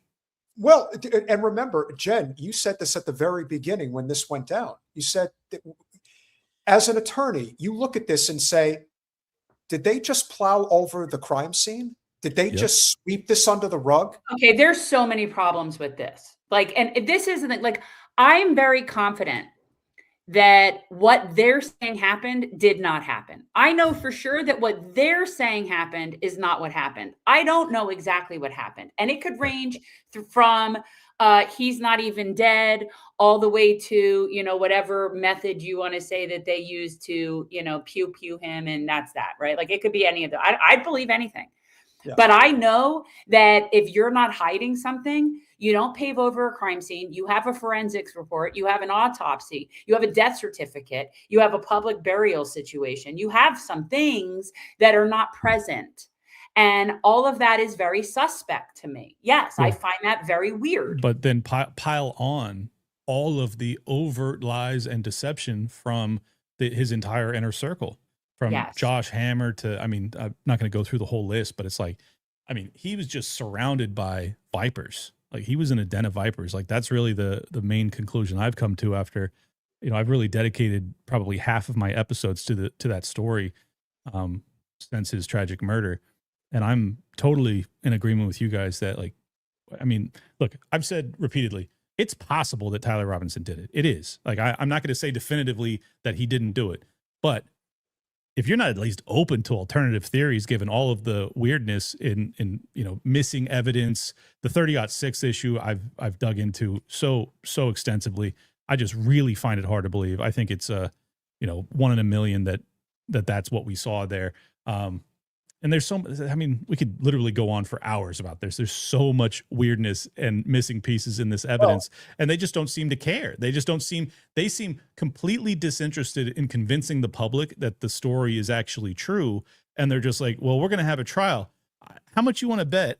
I mean, if this guy's a patsy, how much you want to bet it's a plea? Or how much you want to bet he dies? Of course. Or he doesn't make it to trial, because here's what we know, right? Whether or not he had any involvement, I don't know. We know that the manner in which they're saying that Charlie Kirk was killed, with the weapon that they're saying was used and the ammo that they're saying was used, that's just not possible. That's just not possible. Yep. And I've had way too many people that know those things confirm that's just not possible.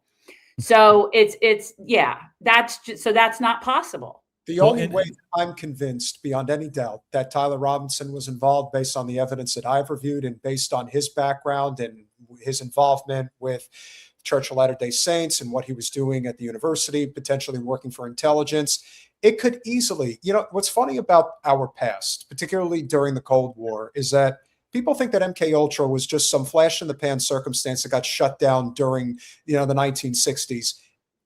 I have no doubt that not only is it still going on, but it's exceptionally more advanced now than it's ever been. And you can basically, as funny as this is, but it's like in The Naked Gun, where Ricardo Montalban says anyone could be an assassin. And it's true. You can basically create, especially with these fucking things that we carry around every day. You think for 1 second that there aren't different types of brainwave microchips that they put into these things, that they can't manipulate a person's thoughts and actions? How could you not think that? Well, and just for the record, the head of HHS, Bobby Kennedy Jr., believes that I think his name was Sirhan. Sirhan, you know, the person who killed his father, was MK Ultra. It's like that was in the 80s, if I'm not mistaken. So, or wasn't it, or 70s? I don't know. Anyways. MK Ultra didn't end. It just got better. And I think it's honestly naive to believe otherwise. That's the thing about intelligence. It's like they say, we ended the MK Ultra program, pause, and we made it better. Right. I mean, that's essentially and that's the thing about you know, everybody who's like, people will get red pilled when it comes to, you know, like the COVID era. Like it took them 2-3 years, right? But then the next propaganda campaign begins, and it's like every single lesson learned just gets forgotten instantaneously. Like the same things happen. Like It took me and Dave and the entire Libertarian Party to convince, right wingers to be non-interventionist. It took us 2 decades. And then, there's one seemingly successful 2-hour strike on Venezuela, and half of the right wingers are back to being like, yeah, it's our fucking hemisphere and we'll take whatever we want, whenever we want. And we're number one. We're the best. It's like, oh man, it's hard not to get dispirited. But anyways, my point being is that I think the rest of us all actually learned those lessons. Like when we realized that MK Ultra existed and then they say, well, we stopped it. The more intelligent amongst us go, no, you didn't, or the Church Commission. It's like, yeah, we obviously got rid of the, corruption within the FBI. It's like, no, you didn't. It's just way deeper now. I want to give a shout out to this great, I believe he's Palestinian comedian, Sami Obeid. And he has, in his stand-up routine, been not only funny, but using it as a political soapbox. And when it comes to Erika Kirk, this guy's got it down to a T. Knew Trump before she knew Charlie. She actually won Trump's Miss Arizona pageant. Her parents are both from military intelligence family. Her dad did Raytheon arms deals with Israel, probably unrelated. And Erika Kirk was part of running an orphanage in Romania where children went missing. Enough children for Romania to permanently ban the orphanage and permanently ban Erika Kirk. Do you know how f***ed up you gotta be to get banned in Romania? Andrew Tate is the mayor there. You really gotta push some boundaries. Mind you, this is when Epstein was still active, so I'll let you connect the dots. By the way, I'm not suicidal. For the record, I am... Okay. This also brings the whole conversation full circle, Jen, as you've been saying at the top, which is everything is a distraction away from Epstein. Oh, absolutely. It's the heart. It's a really big deal. And that was actually what turned me. That happened at the exact same time, or very, very close chronologically, to the bombing campaign against Iran. And I was like, those two things were the biggest reasons that I got on the Trump train at the last minute. Was like, you're not going to do intervention anymore. You couldn't have been more clear about that. And not only that, but you're going to negotiate peace. Couldn't have been more clear about that. You did neither. And you couldn't have been more clear about releasing the Epstein files and pursuing justice on behalf of the victims. And that was the same week that the cover-up became very overt, when Trump had that roundtable meeting with his entire cabinet, and he cuts off the reporter and he goes, "Are we still talking about Epstein?" And I was like, "I'm out. Right. I am the fuck out." Excuse me. Are you still talking about Jeffrey Epstein? Oh my God. That guy's been, let me tell, I'm like, wow. Listen, he still has his drones. There's no question. But at this point, it couldn't be more obvious. Yeah. That's the thing that I love about Trump. If there's one thing I love about him, as you say, Jen, he's the most honest liar you'll ever see. Ever. Everything's and I mean, I think that's the one good thing about Trump. Again, when it comes to Venezuela, they're like, are you doing it for, defense of democracy or, gay rights, whatever? He's like, nah, the oil. It's like, wow. All right. It's basically George Bush, but with a little truth serum. I guess that's an improvement. Again, he's the most honest liar we've ever had in that office. He says all the quiet parts out loud. Also, I think he's suffering from dementia, and I actually don't think he's going to live through 2026. I don't think he's going to make it to another year. So, oh, wow. Interesting. I thought you said through the end of the term. You can't even give him 3 years. You only want to give him I don't one. think he's going to make it this year. He's looking particularly bad. The past few weeks that I've been looking at him, he's looking particularly bad. He's slurring his words. He's having excessive saliva. He's leaning forward. He's falling asleep. And he's falling asleep. He is showing so many signs of different types of things, whether it's dementia or suffering from a stroke or whatever it is. Something is way off. The bruises, all of it. It's all that. I'm gonna disagree with you slightly, just because I thought for sure Joe Biden was going to die during his term. Well, there's that too. He survived, so there is. Well, that. you have Walter Reed at your fingertips 24/7. That definitely helps a lot for sure. Yeah, they got Jimmy Carter to live to 100. Exactly, and they, Trump just put out his medical records yesterday. You don't believe those, Jen? No, totally passed them. I passed the medical. I passed the exam. Did a really great job. My blood type is A++++. All right, here we go. Quite happy, okay? You heard it here. But the weirdest thing about Erika Kirk, she met Charlie Kirk not on Christian Mingle. She went in to interview at his company, Turning Point USA. He said that he fell in love right away. Now, 4 years later, he's dead. And she has now inherited Turning Point USA. She's doing podcasts on it too. Like, I'm so excited. Like, to my future wife, please wait 2 months after I die before doing a podcast. 3 months if it's my own. Come on. When you look at how fast she moved on, and then you look at how it started and how it ended. How it started was not romance. How it started was her going in for a job, and how it ended was her getting a promotion. So I'm just...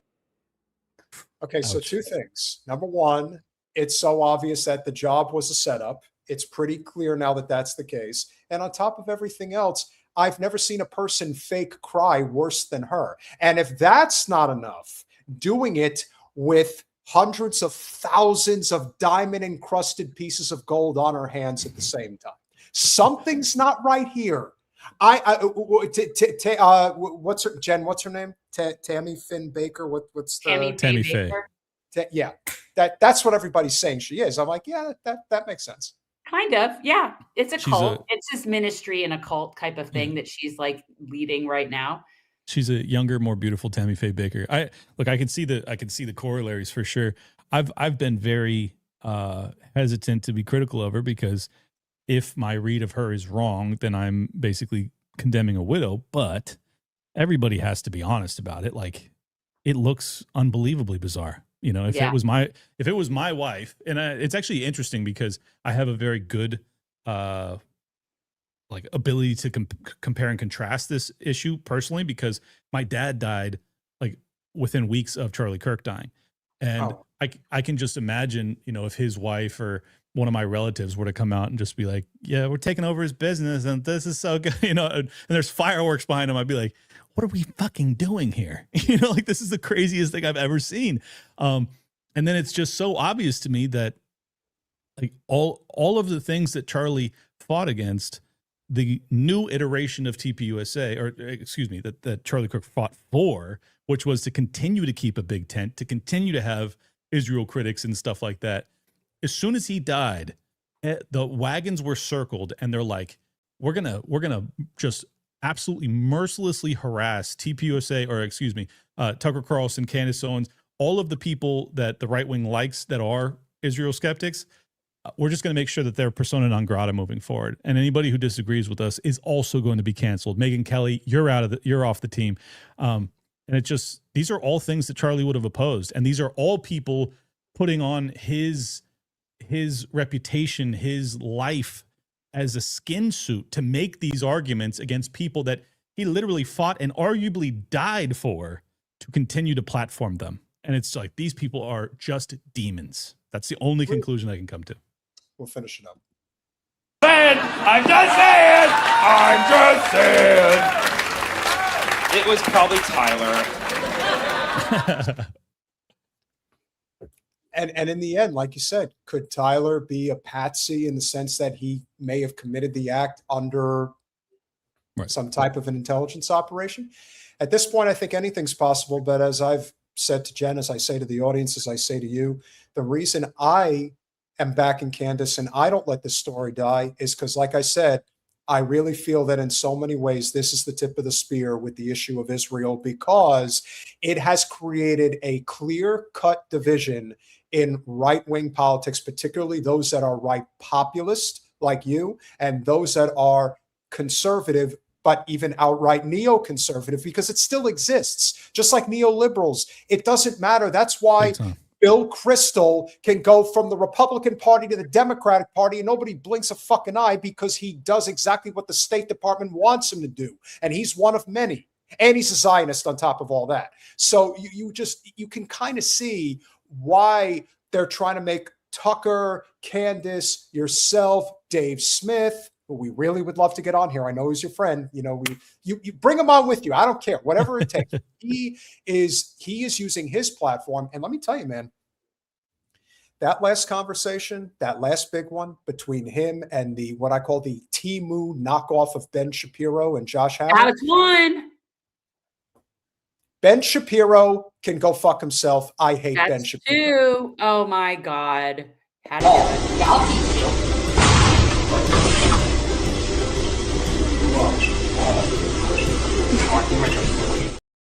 And I don't care how much of a weak ass pussy he is. That's one weak piece of shit that I would not hesitate to knock his teeth out. I really would. You guys have a drop just for when Ben Shapiro gets referenced 3 times like Beetlejuice. I love it. Yes.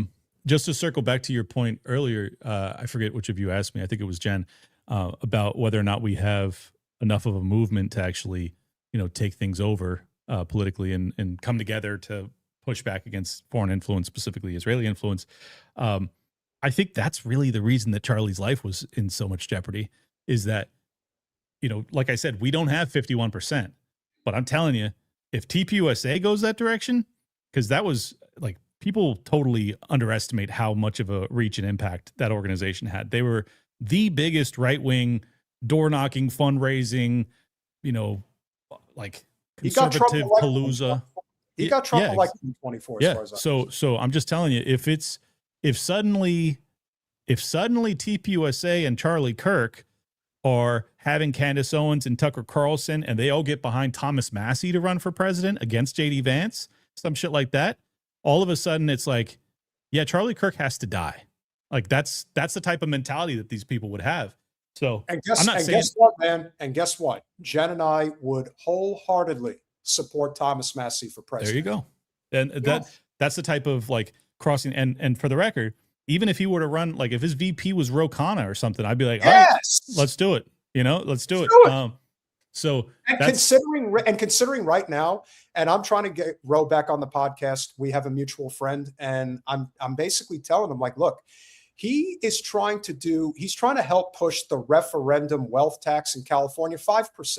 He's trying to do a 5% wealth tax to make up for the shortfall that got from the Medicaid cuts. And all of these psycho billionaires saying, you're not touching my money. In fact, I'll primary your ass out of there. What they don't understand is that when the country's sinking into the 7th circle of hell at this point, you are not hurting Roe. You're actually helping him, just like you're helping Massie by throwing $20 million in a primary against him because he doesn't support Israel. So as far as I'm concerned, if there are 2 people right now that are in the halls of Congress that a unity ticket would actually look appealing, in my opinion, Thomas Massie, Ro Khanna actually has a considerable amount of appeal that I think the average voter would look at and say, you know what, that looks like that might be a change I'd be willing to consider.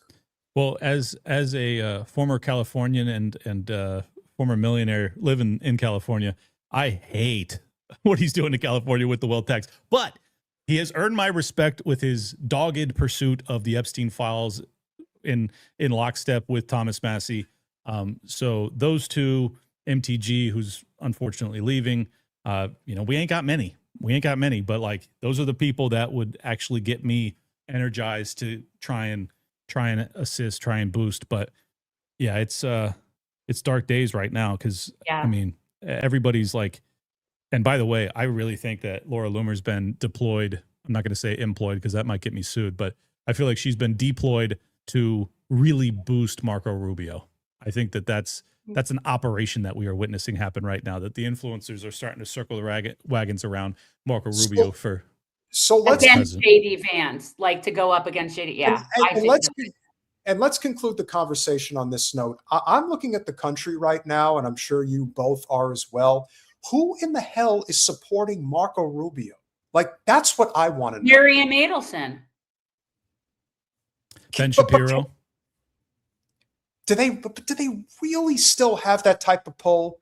Do they really still have that type of influence? No. I don't think it would work, but I think if you put money and you create a campaign, it'll be a campaign. But at the end of the day, I don't think enough people would support Marco Rubio. I don't think he would have, he is way too of a warhawk neocon. And I don't think most people are with that. Most of the people are really with this America First ideology now amongst that group of people more so, I think. And I also think it's too obvious that on the Democratic side, it's going to be Newsom because he's going to have the money. He looks like a president, and good luck. Yeah, no, he looks like the 90s called and they want their politics back. But the only thing that truly matters is that in the Democratic primary and the way they set it up, they buy off the black voters in the very poor parts of the South, in particular South Carolina, and the neo shit libs in the burbs and in the urban city centers, especially the women, love this guy because of how he talks. Has nothing to do with substance, nothing to do with policies. He does look like Richard Gere in American Gigolo. He does. He also looks like Patrick Bateman in American Psycho. So he's got a lot of that going for him. And you know what? It is not going to be a surprise in the least if he's the nominee. I also think it's ridiculous to think that anybody is truly going to take AOC seriously if she gets out there and tries to run. Again, she's popular. No, she's ridiculous. Yeah, she's an influencer. She's a very popular influencer, but in terms of being a public servant, a leader, somebody to gravitate to, she's ridiculous. Mamdani has already taken all of her fire away from her. Already, it's already gone. And you want to talk about a politician with charisma. Oh yeah, Mamdani, and I hate his politics, as you would expect. His charisma is off the charts.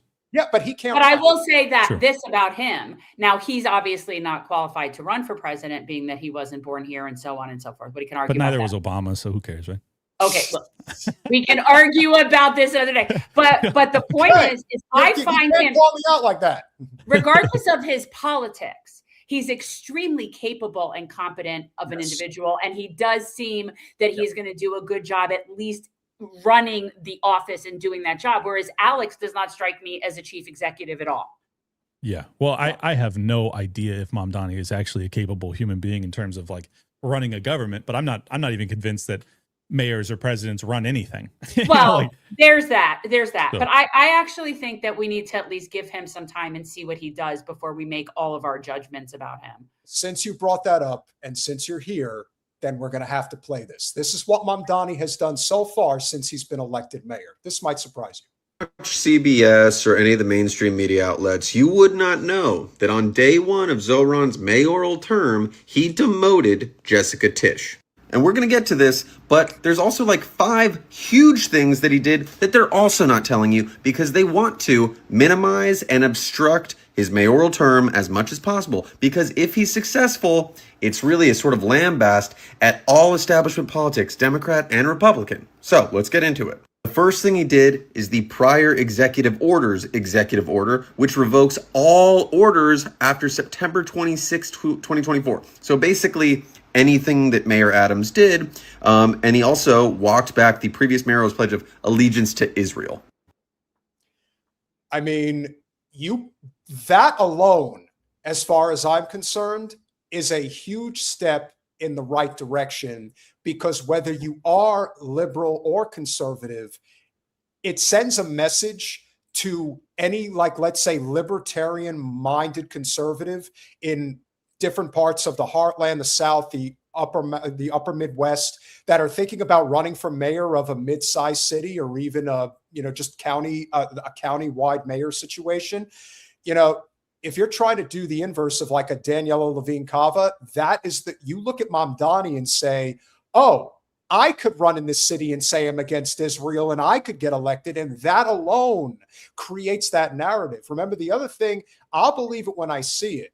But the thing that Mamdani, I didn't even see that. It's the thing where people are upset that he's going to force them to use Arabic numerals in school. When that's Jacob Berger, who was doing those videos on the right. channel. Oh my God, not the Arabic numerals. So basically, the thing that he said during the campaign about, let's say like a month ago, that I said to Jen, I said, if he does this, he's going to get killed. He said, when I get into the mayor's office, I'm going to cancel the city contracts with Israel. And I said, all right, well, if he goes down that road, and that's annually in New York City alone, it's like $14 billion a year. So if he fucks with that, then he's not only for real, but he's made his peace with God that they are going to probably try to take him out. Yeah. I mean, you got Bill Ackman. You saw what Ackman said the other day. He is declaring war on the Jews. Well, and you know why he said that? Because Mamdani decided to basically throw out the IHRA or whatever definition of anti-Semitism in terms of how they're going to regulate speech in New York City. I'm like wait. So you need hate speech laws for Jewish people. Otherwise, it's a declaration of war on you, Bill Ackman. Like, what are we even talking about? So look, as I said, economically, Mamdani and I are miles apart. I am rooting for him to demonstrate courage when it comes to Israeli influence in our politics, and for him to do it in New York, which has a very sizable Jewish population, but more importantly, a very influential Jewish population. It'll speak volumes if he can actually succeed. Exactly. I am just not tremendously confident that he can succeed with his economic policies. So this will be a good test for you two and I. Can he actually prevail pushing, very aggressively populist left policies? I am of the opinion that when you start to talk about property rights as if they're secondary and say how, home ownership and landlords are all indicative of white supremacy, which is one of his underlings was talking like that. I'm like, man, if I was a billionaire in New York City, I'd be getting the F out of there. And if you see a total, exodus of all of the wealthy people, good luck keeping your financial reservoir intact to actually maintain the large social safety net that you envision. Now, I will push back ever so slightly for this reason, because you and I are both investors and I'm in the commercial real estate, multifamily side of business. And I will tell you that the one thing I do agree with Mamdani on when he talks about that is you're talking about a substantial portion. And again, most of them are Jewish Zionists. Everyone knows that own these buildings. These guys are fucking slumlords. They treat their tenants like they don't mean anything, like they're cockroaches. Yep. They treat it like a cockroach infested building pre-war, whenever it was constructed. And they treat them like Gazans. Exactly. 1,000%. So it's a natural inclination to see it swing in the direction of a communist style response when you have people at the very top that are fucking it up for everybody who wants to earn an honest living. And that to me is a huge part of why this is happening. I think we can agree on that. Yeah, no disagreement as to why we're heading that direction. I just think that the solution is different. So can I also just clarify that he really didn't demote Tish as much as now she's reporting to somebody in between them. Well, she's reporting to the deputy mayor instead of directly to him. So, I mean, they're saying it's a demotion. I don't know if that really is, or he did that to sort of placate the people that are annoyed that he kept her in the first place. This is the problem with judging, in the early weeks and months of any term, is that if you were to ask me in February of this past year how I feel about Trump's second presidency, be like, well, they froze USAID and they did this and they're shutting down the Department of Education and blah, blah. And then what did it actually end up being? USAID got rolled into the State Department and put directly under Marco Rubio. And now foreign aid, instead of going to USAID, just goes directly to governments all over the world. And it's like, that's not really actually remedying the issues that I'd like to see remedied. So I think that'll be the test for Mamdani. It's very easy to have executive actions in the early hours after you take power.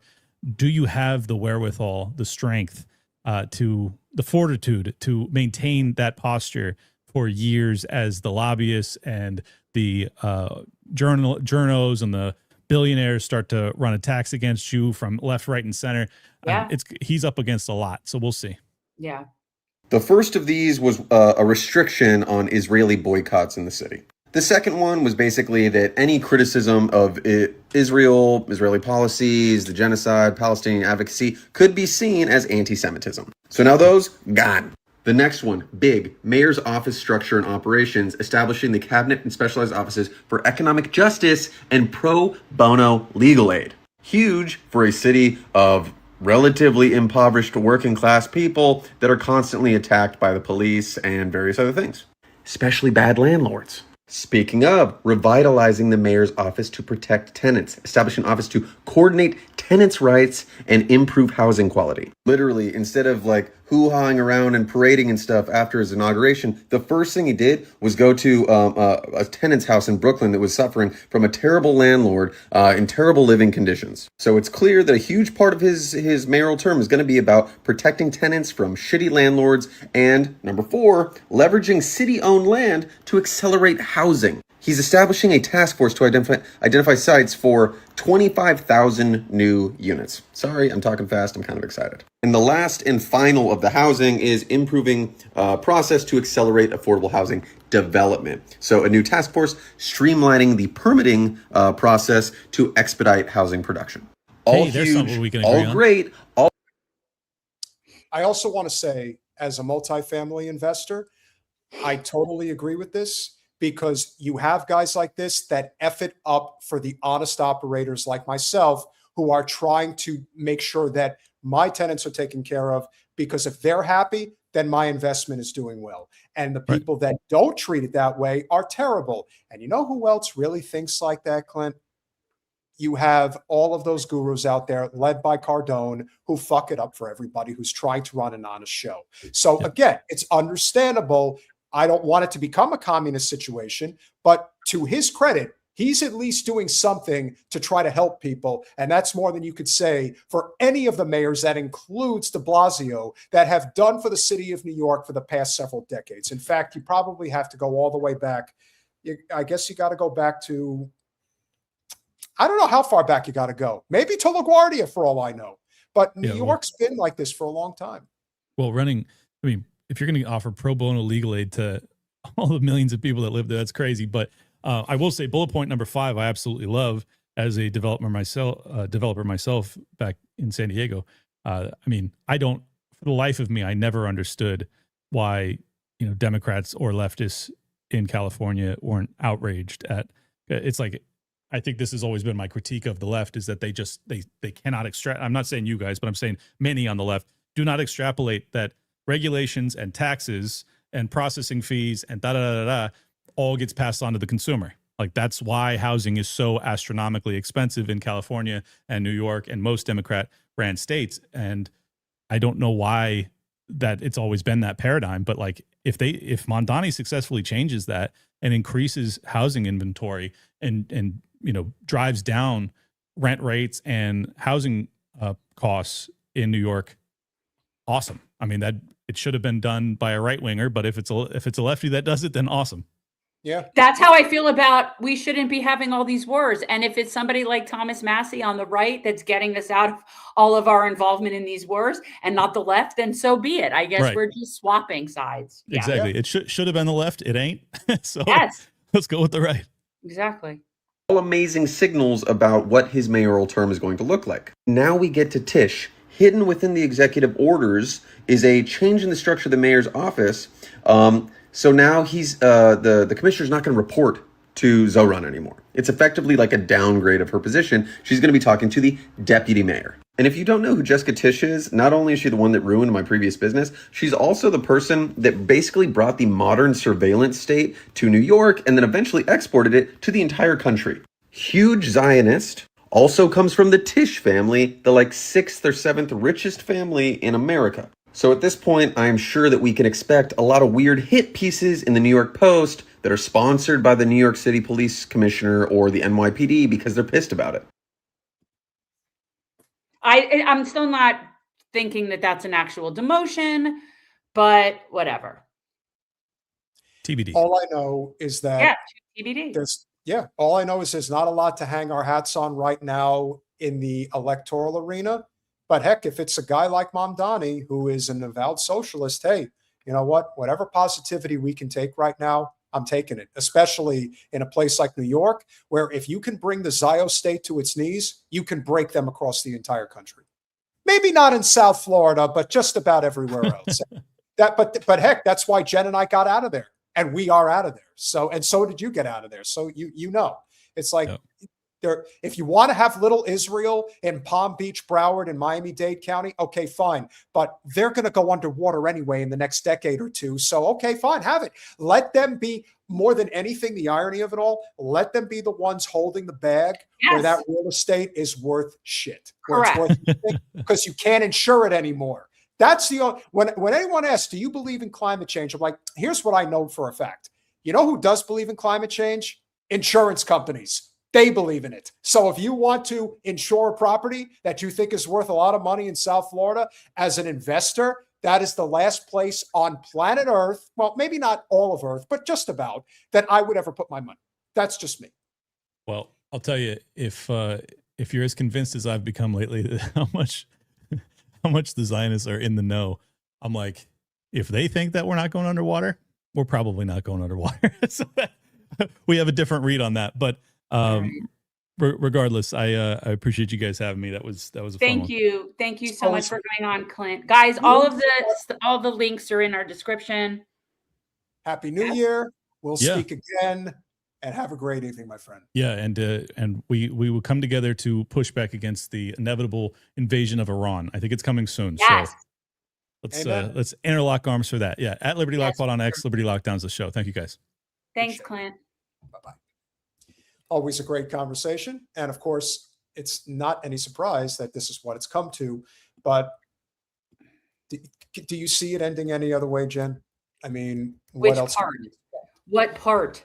That when people like, when we first linked up with Clint, even you said that it's not likely that there's going to be much to really break bread on. And there were a lot of heavy disagreements, especially when you went down to meet with him, Luke, and Ian Crossland, and you had that podcast. And while there's friendly banter and stuff, it never really seemed like there was necessarily an interlocking of arms on too many issues.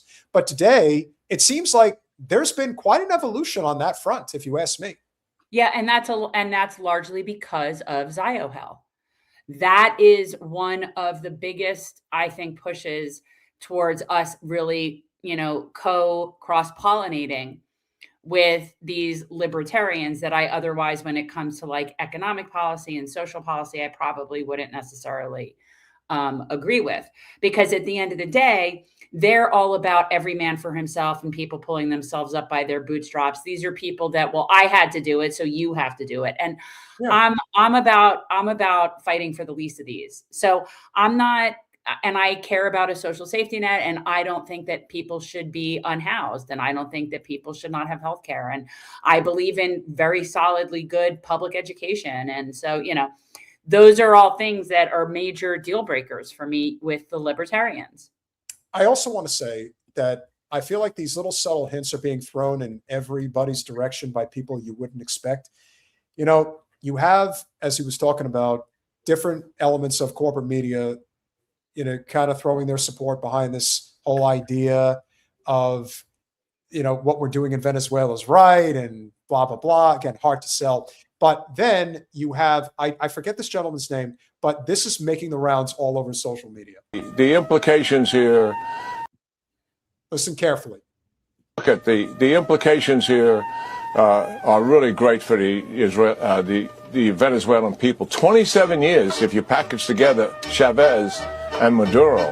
Think about that. That was great. Let's hear that non-Freudian slip. Look at the implications here are really great for the Venezuelan people. 27 years if you package together Chavez and Maduro. Think about that. 27.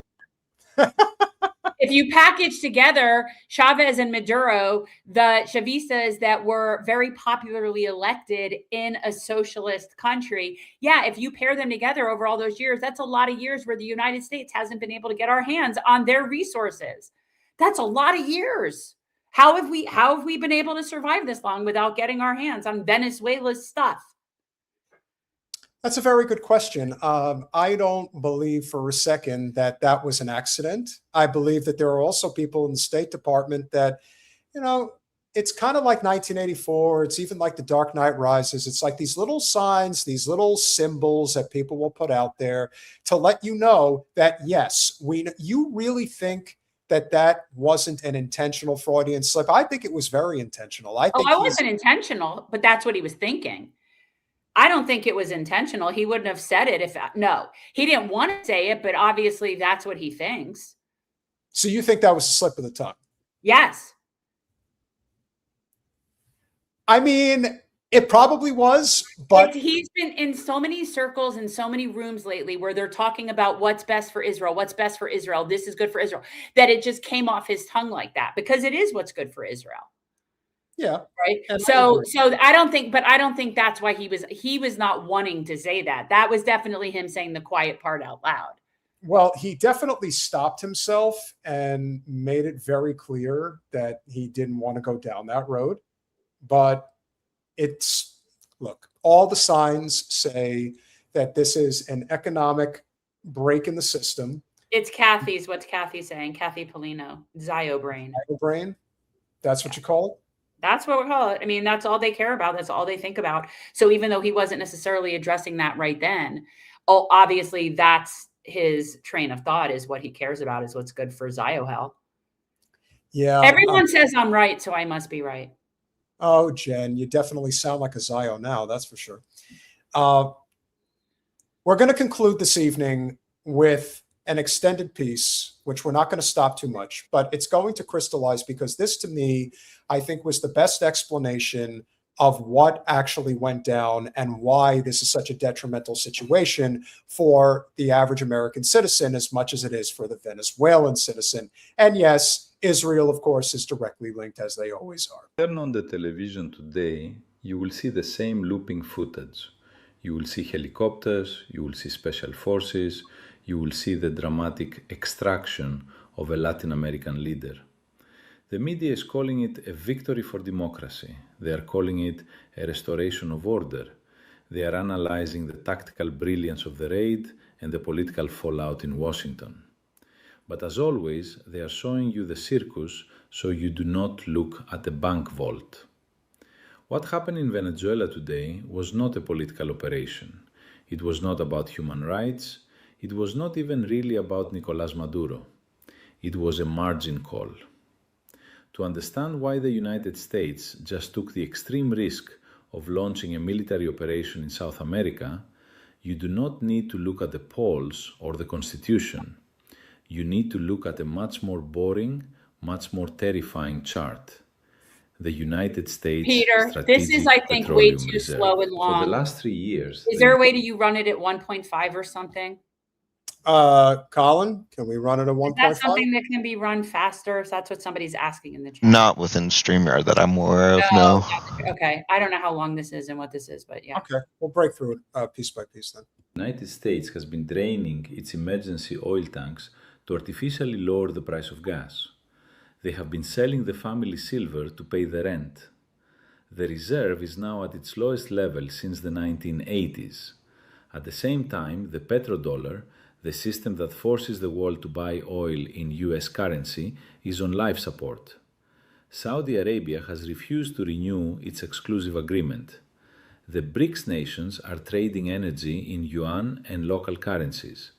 The exorbitant privilege of the dollar is evaporating. And then, last week, rumors began to circulate in the financial capitals. Rumors that Venezuela, the country with the largest proven oil reserves on the planet, was about to sign a definitive agreement to price its oil exclusively in a basket of BRICS currencies. Oh, there it is. They're wanting to work with BRICS. We don't have to listen further. I can tackle this on another night. However, I thought that that was the most important point, and it was made right off the bat. I don't know this gentleman's name. He has a channel where he rarely puts it. He doesn't share his name for obvious reasons. But I do think that this is, again, the key point here.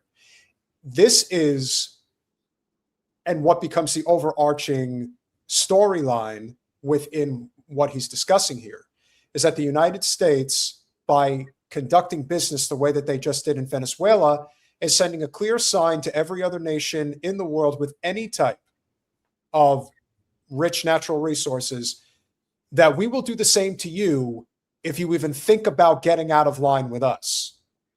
It's that crystal clear as far as I'm concerned. And so what are other nations going to do? Yeah. What's the natural inclination here?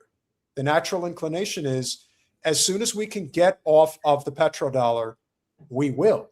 They're all going to close ranks against us. If we don't think that this is going to affect our non-besties in South America, we're crazy.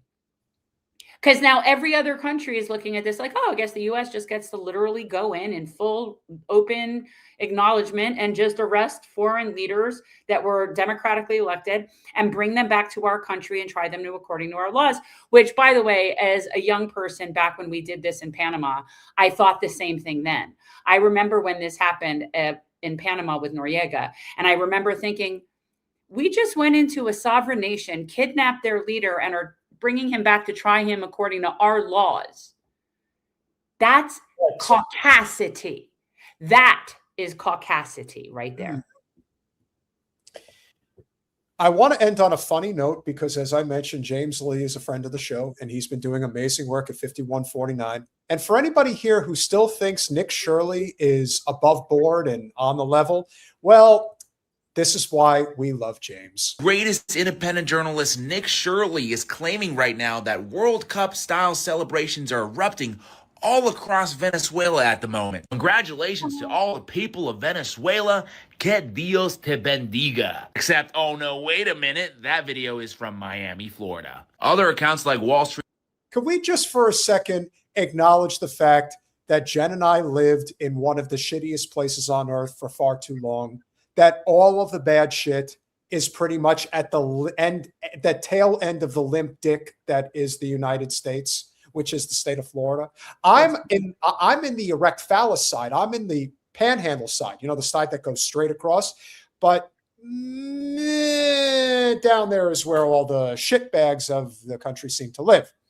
And so as a result, you get stories like this. And yes, there were a handful of celebrations scattered throughout South Florida. But how many people are we talking about, Jen? A few dozen? And again, it's very class-based. Extremely.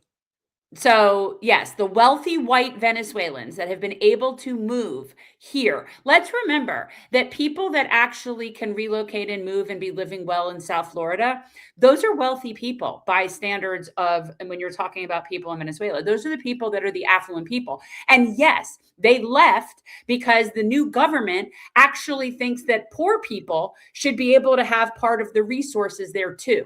So the white rich Venezuelans left because they didn't like, sort of like the white South Africans who left because they don't like that there's no more apartheid. So the Venezuelans that want that old system back, they want that oligarchy back, and they don't like that this new Chavista regime is sharing the spoils with all of the people in the country. They don't like that. So those are the people that are happy. But the rest of the people, the majority of people, they are Maduro supporters. And not only that, but Jen, what very rabid constituency shares a very similar ideology to the Venezuelans in South Florida? Yeah. Well, I mean, they're Zios. Well, You're talking about the Cubans? The Cubans. Well, the Cuban, Jess, and this is case in point when we look at somebody like Marco Rubio, and what that is about, because a lot of this for him is connected to what this will inevitably have as an effect on Cuba, especially when you're interfering with them getting their oil from Venezuela. Exactly. Apes are posting that Venezuelans are, quote, crying on their knees, thanking Trump and America for freeing them from Nicolas Maduro. Except the video is just 100% entirely AI slop. This is happening across a bunch of massive accounts all across social media. So my question is, if Venezuelans were actually happy about their leader getting abducted, we probably wouldn't need to rely on AI slop videos to do propaganda, right? That's right. The key point. They're not going to have real footage because the only people that are going to be celebrating are the wealthy elite class of people. And a lot of those people are in this country. So yes, it makes sense that you would see them in Miami or in West Venezuela or wherever they are, but not in Venezuela. No. And this again speaks to the bigger issue when it comes to the wealth in South Florida and what their interests are. They're not America first interests. And the Venezuelans pretty much have, the Democrats on lock and the Cubans have the Republicans on lock, and it just goes hand in glove. That's pretty much it. You never hear anybody speak ill about it because money makes the world go round, especially in politics and especially in South Florida Zio politics. Because it's all one and the same. But it's just one place. Yeah. There's a lot of other parts of the country, whether it's the Florida Panhandle, whether it's North Georgia, a lot of other places in between. But I'll tell you this much, where Jen and I are now respectively, the people are more real, they're more considerate, and they're more open-minded, believe it or not. Yeah. The most closed-minded people I've ever come across, ever in politics, are in South Florida. And it's the libs. Well, yeah, I mean, it was probably just about every faction in politics, but the libs especially, even when they knew they were on a train to nowhere, to their inevitable demise, couldn't get off it. No. Not going to get away from it. And they are going down with Wasserman Schultz. I'm not even going to pull up the bullshit tweet that she put out, but it's exactly what you would have expected her to say. Well, she was already like on her knees for Juan Guaido a few years back. Celebrating what happened in Venezuela. Of course. But as all of the Democrats in lockstep saying the same bullshit, which is, it's wonderful for the Venezuelan people. It's terrible that Trump did it and the way he did it. Right. It's only the method. It's just the method we have concerns with. So people are asking where we are. So Peter is near Destin, Florida, in the Panhandle. And I am currently in Northwest Georgia, outside of a town called Trenton. I'm in an area called Rising Fawn. Interesting. Yeah, if anybody wants to come and find Jen, now they know how to get to her. Good luck in figuring out where I am in this mess. Yeah, well, it's probably stale. I'm very rural. Very rural. If you enjoyed this conversation tonight, one more time, we thank you all very, very much. Please consider going over to patreon.com/revolutionary change. For as little as $5 a month, you can become a supporter of our small but mighty and growing channel. We did have a few more super chats. We got to check them out and give a big shout out to Bachelored Out of Work, $10. Thank you so much for your support. And we hope you're not out of work still. If Trump goes to war for Israel, it's over for the USA. Both the UN and the ICC would have every reason to label him, his admin, and Netanyahu as war criminals or greenlighting other countries to sanction the USA. And again, I ask you, what's the difference if the US still is the mighty military controller over the world right now? It's that if only that had power. Like, I wish that the UN had power. I wish that the ICC had any real power over us. But instead of us falling in line with international law, we sanction the ICC. So it's, we're a rogue, lawless, bully nation.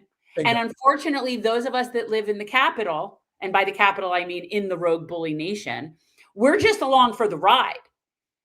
And it's being done in our name, and it's horrifying. So for me, it's doubly bad because I feel like America is doing shit on behalf of America. And then you've got Israel saying that they're doing stuff on behalf of the Jews.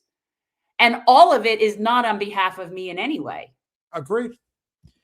Thank you for having Clint on Liberty Lockdown. Alex Scott Mittens, always great to see you. Thank you for the $2.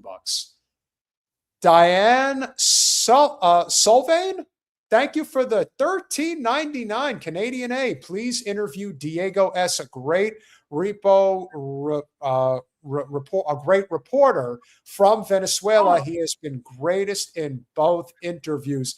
Okay, Rach, if you can, I'll help you find him if you need my help. But if you can write that down, I'd really appreciate it. Thank you, and thank you very much, Diane. Thank you for the suggestion.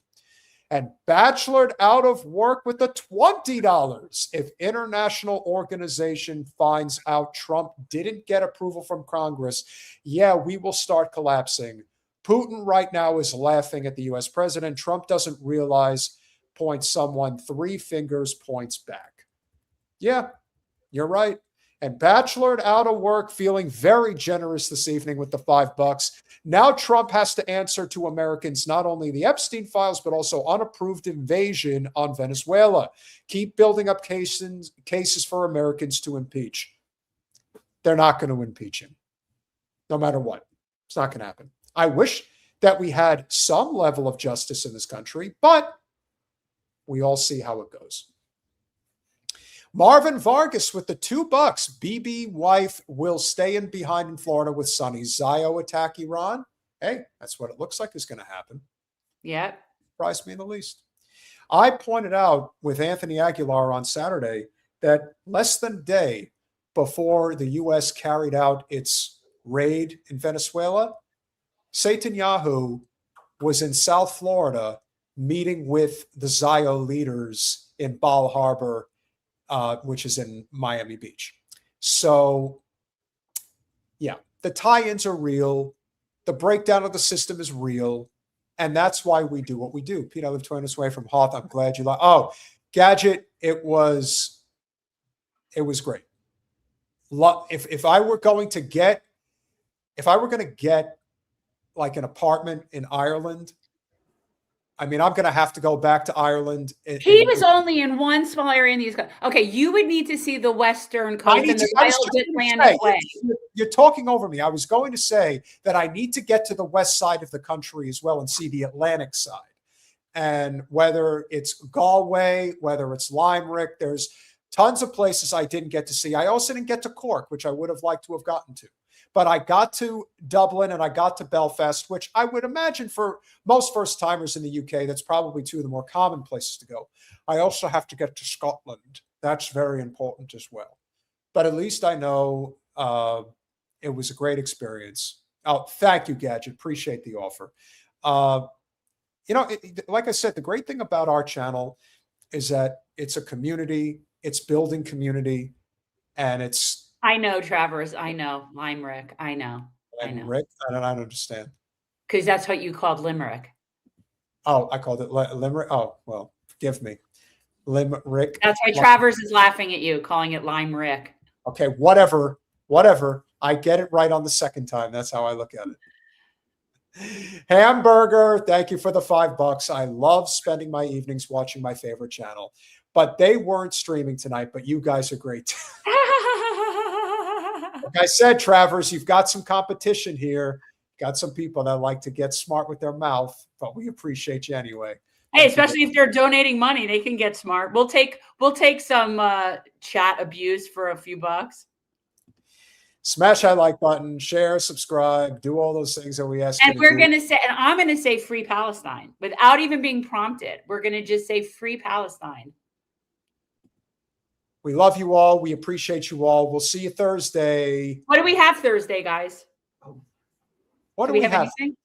Yes, we do. Omar Zaza, terms of servitude. So we'll definitely be getting into this topic of conversation. Yes. So smash that like button, share, subscribe, do all those things we ask you to do. Free Palestine. Bye, guys. Good night, guys.